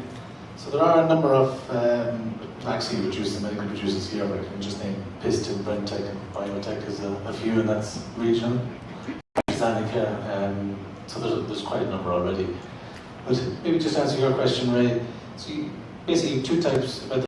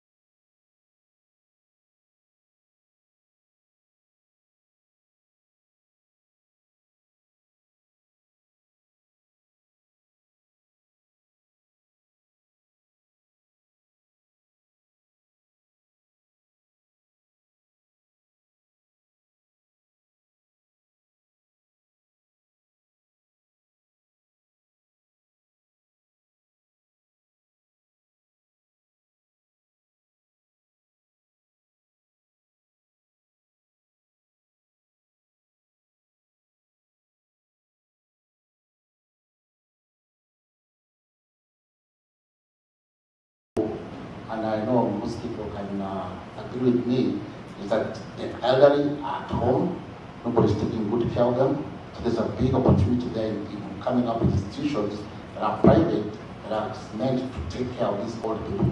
We don't have anything in Kenya. I don't know, maybe I don't know, but I wanted to take my parent to one of the where she can get good care, direct care, and then they don't have to be at risk at home. So for you guys who want to invest those institutions, because there's so many in America, and they make, I mean, it's big business, where the elderly now can go to the homes, assisted living, nursing homes, and then they get good care. I don't know whether some exist here, and if there is, I would like to know, because I almost have a parent who wants to go to one of them. Yeah. I think David wants to add to that. Yeah, I think on the issues on the elderly homes, it's a very huge market and in very high demand. But also one of the biggest challenges that we've had is that the African culture does not really support maybe taking your parent to a home for the elderly. And that's where we come in, because we can come in and advise on how to set it up, to have it almost like a rural-based setup. Because once you have it too extremely fancy, it doesn't really meet the mental demands of the elderly here in Kenya. So it's something that's a bit tricky that needs to be understood better. Yeah, it's a twofold. There is an opportunity, but I know our culture as well, whoever lives in an extended family and all that looks after our elderly. So there is an opportunity, you're right. But people like you, if there's nobody else, and who else do you leave your elderly? You want to know that they're secured and they're in a home. Yeah. If someone would like to set up around Nairobi, that would make more sense because people live in apartments and stuff. So yeah. If you have maybe an elderly parent and you would like to have them close by, it's very important to consider location. Thank you so much. So I want to just answer one more question. Somebody asked, how are we supporting the telecom industry as a Chamber of Commerce? Happy to take that one-on-one with you. Of course, we work with Safaricom, with Liquid Telecom. The regulations that we've seen that have been put in place, the digital tax levy and all that are really hindering. But it would be good to understand what sort of support you would need from the Chamber. But we do have quite a few members that we are supporting in that. I think that's it. I think we've answered everybody else's question. Just on the PPP, yes, there is opportunity for imports, there is an opportunity for investors.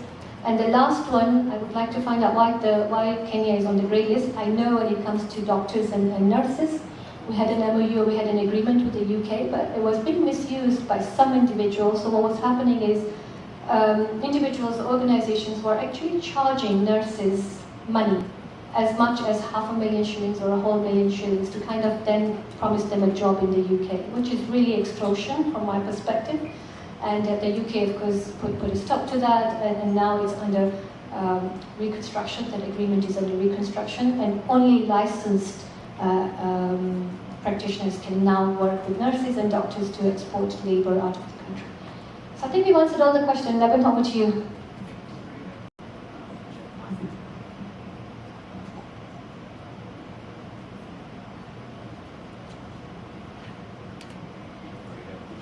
I want to say thank you so much to the great panelists on stage. That marks the end of our healthcare conversation, so please give a round of applause to everyone. You know the drill. I know she had to give some, as the panelists taking some photos, I think maybe I could just give you a chance to come and say something really quick. As I call on stage Ayani Adan, Maurice Betzer, Sneha Shah, Deborah. Actually, to represent Deborah will be Josephine Kogweno, and also Martin Bayer and Daniel Kibet. If you had your name, please make your way to the stage, please, as the panelists take the photo. Yeah. Thanks. Mine's just coming back to the old age and retirement village concept, because I think, as John very well knows, we also built one of these out at Green Park in Athi River. The challenges, I think the biggest challenge with the investment opportunity with regards to old age homes here is still a cultural issue. We invested close to $2 million into a really modern facility designed in the UK, but really just got no uptake, because when someone tries to do the calculation with regards to how much they would pay versus how cheap sort of really good healthcare is in the market, it doesn't create a really attractive investment opportunity.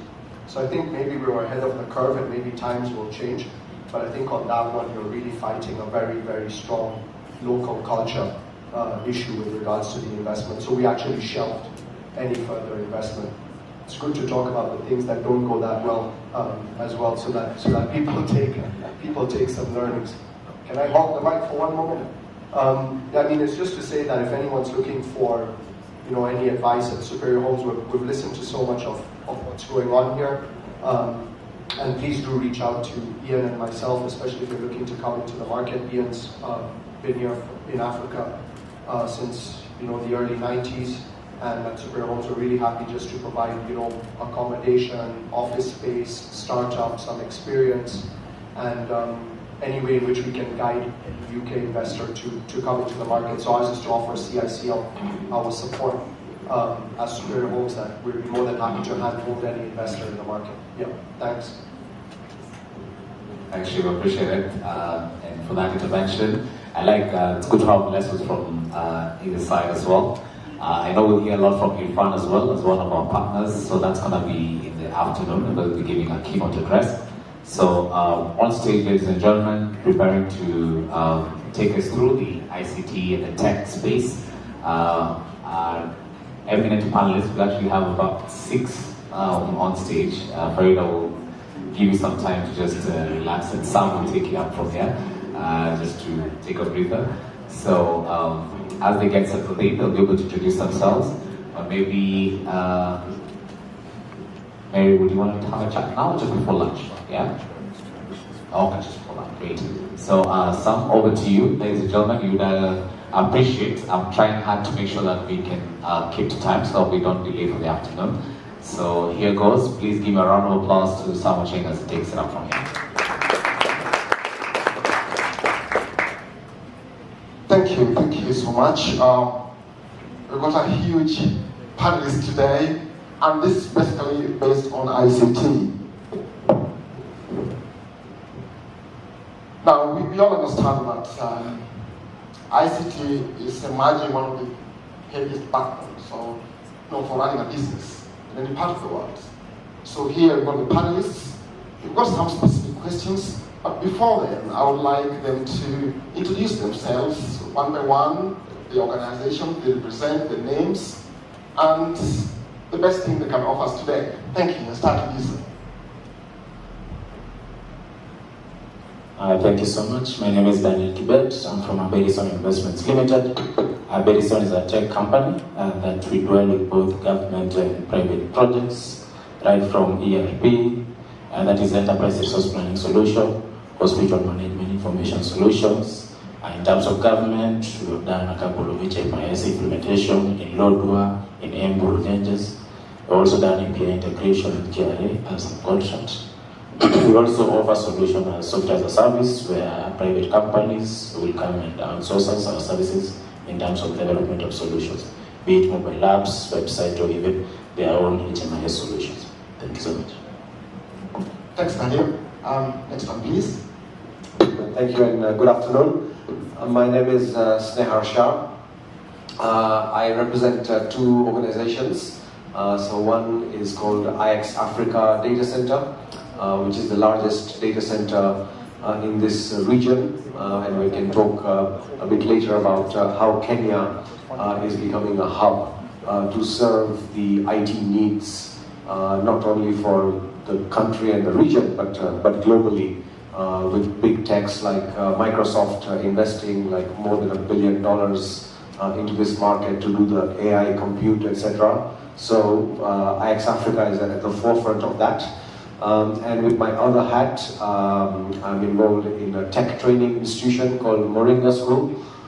They're the largest training institution to train software developers, data scientists, and place them into jobs. Of course, the job market here is quite limited, but we have smart, affordable Kenyan talent who can serve the global needs. So that's something else that I'm doing. And yeah, really looking forward to the discussion today. Thank you. Good afternoon. My name is Josephine Kogweno. I am the managing partner of Kogweno and Bubi Advocates. We help our clients to navigate the legal environment in terms of regulatory compliance requirements. We facilitate licensing. We can give you advice on that as you're looking to set up your business, or just do compliance audits for you so that you can take a legal health check as far as your compliance requirements are concerned. In relation to this panel discussion today, we also facilitate compliance in relation to data protection, which in the recent past has become a big issue in this country, and a lot of conversations are happening in terms of how we can be able to protect data as we grow in our IT space. Thank you. Thank you so much. My name is Maurice Betza. I'm a founder of a company called Numeral IoT. Numeral, we design and manufacture IoT devices for the African market. We do the entire process from looking at the challenges that we have in our society today, designing the prototypes and mass production. So we do firmware, we do the software, and as well we have a manufacturing facility locally where we do the motherboards, we do the casings, and push the products to the market. Greetings, my name is Martin Mbaya. I'm here representing Akili AI, which is a new startup from July this year. 70% owned, majority owned by the African Center for Technology Studies, where we are led by Professor Tom Ogada. I'm also based at Strathmore University, where I'm a doctoral fellow. I'm also pursuing a PhD at the University of Pretoria, but today I want to speak the language of AI as Akili AI. Thank you. Thank you. Hello, my name is Ayan Aden. I wear two hats, but first of all, I am here as a young founder of a startup called TechnoSchool. It's generally a startup that intends to bridge the skills gap in the African market. So we're speaking of all the particular tech trainings, and I think what's so unique about this particular institution is the fact that we do a lot of role-based concentration training. So if you want to be a software engineer, we focus on that. Or if you want to pursue, for example, Agile, we'll teach you how to be agile in the tech space. And of course, since I'm young, I do have a day job. I'm a hardware engineer at Safaricom. Yeah, that's what I do. That's my profession, and I like it. Great. Thank you. Thank you so much, our panelists. You've listened to their amazing introduction. So I'll start with you, Daniel. You know, based on the current economic situation, and of course we're talking about Africa emerging strongly into the digital economy, how do you see Kenya places itself in this? Thank you so much. Number one, we need to understand that Kenya is the Silicon Savannah in terms of tech. We emulate a lot from the Silicon Valley in terms of the labor market. We have serious and able developers in our market. But also the regulatory framework within our country is a bit easier for investors even to come, or anyone who is new in the environment of tech space, to be able to come and invest in Kenya in terms of tech. In terms of opportunities, there are a couple of opportunities, right from the business to government opportunities. Like currently, our government, we have opportunities in terms of fiber, we have opportunities in terms of digitization. If you go into the B2B market, the opportunities in terms of the ERP solutions. You have seen a couple of companies like SAPs that have come to our market. You have seen institutions like SaaS that have come to our market, Zoho. So if you go also in terms of opportunities in the B2C, there are a couple of opportunities in terms of mobile applications that you can be able to develop. And they will grow because of the data that we have. The market gap that we have is a bit huge, because if you look like our recent research, we're able to notice that about 16 million people use Facebook and WhatsApp on a daily basis. So if you're introducing an application into Kenya that is more tailored to be a B2C, you are likely to get about 16 million if you do proper marketing and proper targeting to your clients. Thank you. Right. Thank you. I mean, it's quite interesting because I remember Snell did mention something really important, that as much as we are producing a number of software engineers, there are a lack of jobs. And you say there are opportunities. What did you say? Silicon Savannah, let me start with Silicon Valley. Silicon Valley mostly started with startups. So they were not training the developers or engineers to be employed in the job market. They are training them to come up with their own startups. So what our government, I appreciate the government because I've worked with them a couple of times. What they're trying to do through their JIRA program, through programs through Can Invest and all that, is to train our young ones, our young developers, to be able to come up with their own solutions. So in terms of employment opportunities, there are a couple of contracts that have been signed between countries. Like for example, if you're a developer, you understand there are onboarding platforms that onboard developers. You don't really need to be employed by Kenyan companies. I'll give you an example, like a company known as Turi.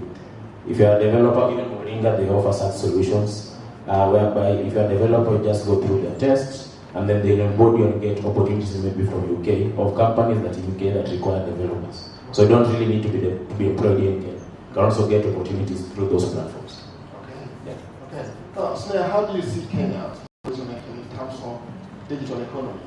You know, Kenya, of course, being part of this huge continent, Africa. How do you see Kenya emerging as the leading in terms of digital economy? Yeah, so first of all, I'm very glad that I'm part of helping to revolutionize the digital economy here. And I think this forum is very apt for me because UK, Kenya, I own both passports and I have had the benefit of spending exactly half my life in both places, of which the last 15 years I came here and I had a chance to work all through the digital ecosystem, starting with telecoms, to the infrastructure, to renewable energy, to training, and now back in infrastructure doing data centers. And like my colleague here said, Kenya is dubbed the Silicon Savannah, and I think we're leading the pack. And if we look at the different sectors, of course, mobile money, M-Pesa, we're the global leader. There's no question about that, and that continues to grow with Safaricom and the other telcos. FinTech is also very vibrant here. When we look at data centers, which is where I'm currently involved, in the continent, so far South Africa leading because, of course, South Africa is 4 times the GDP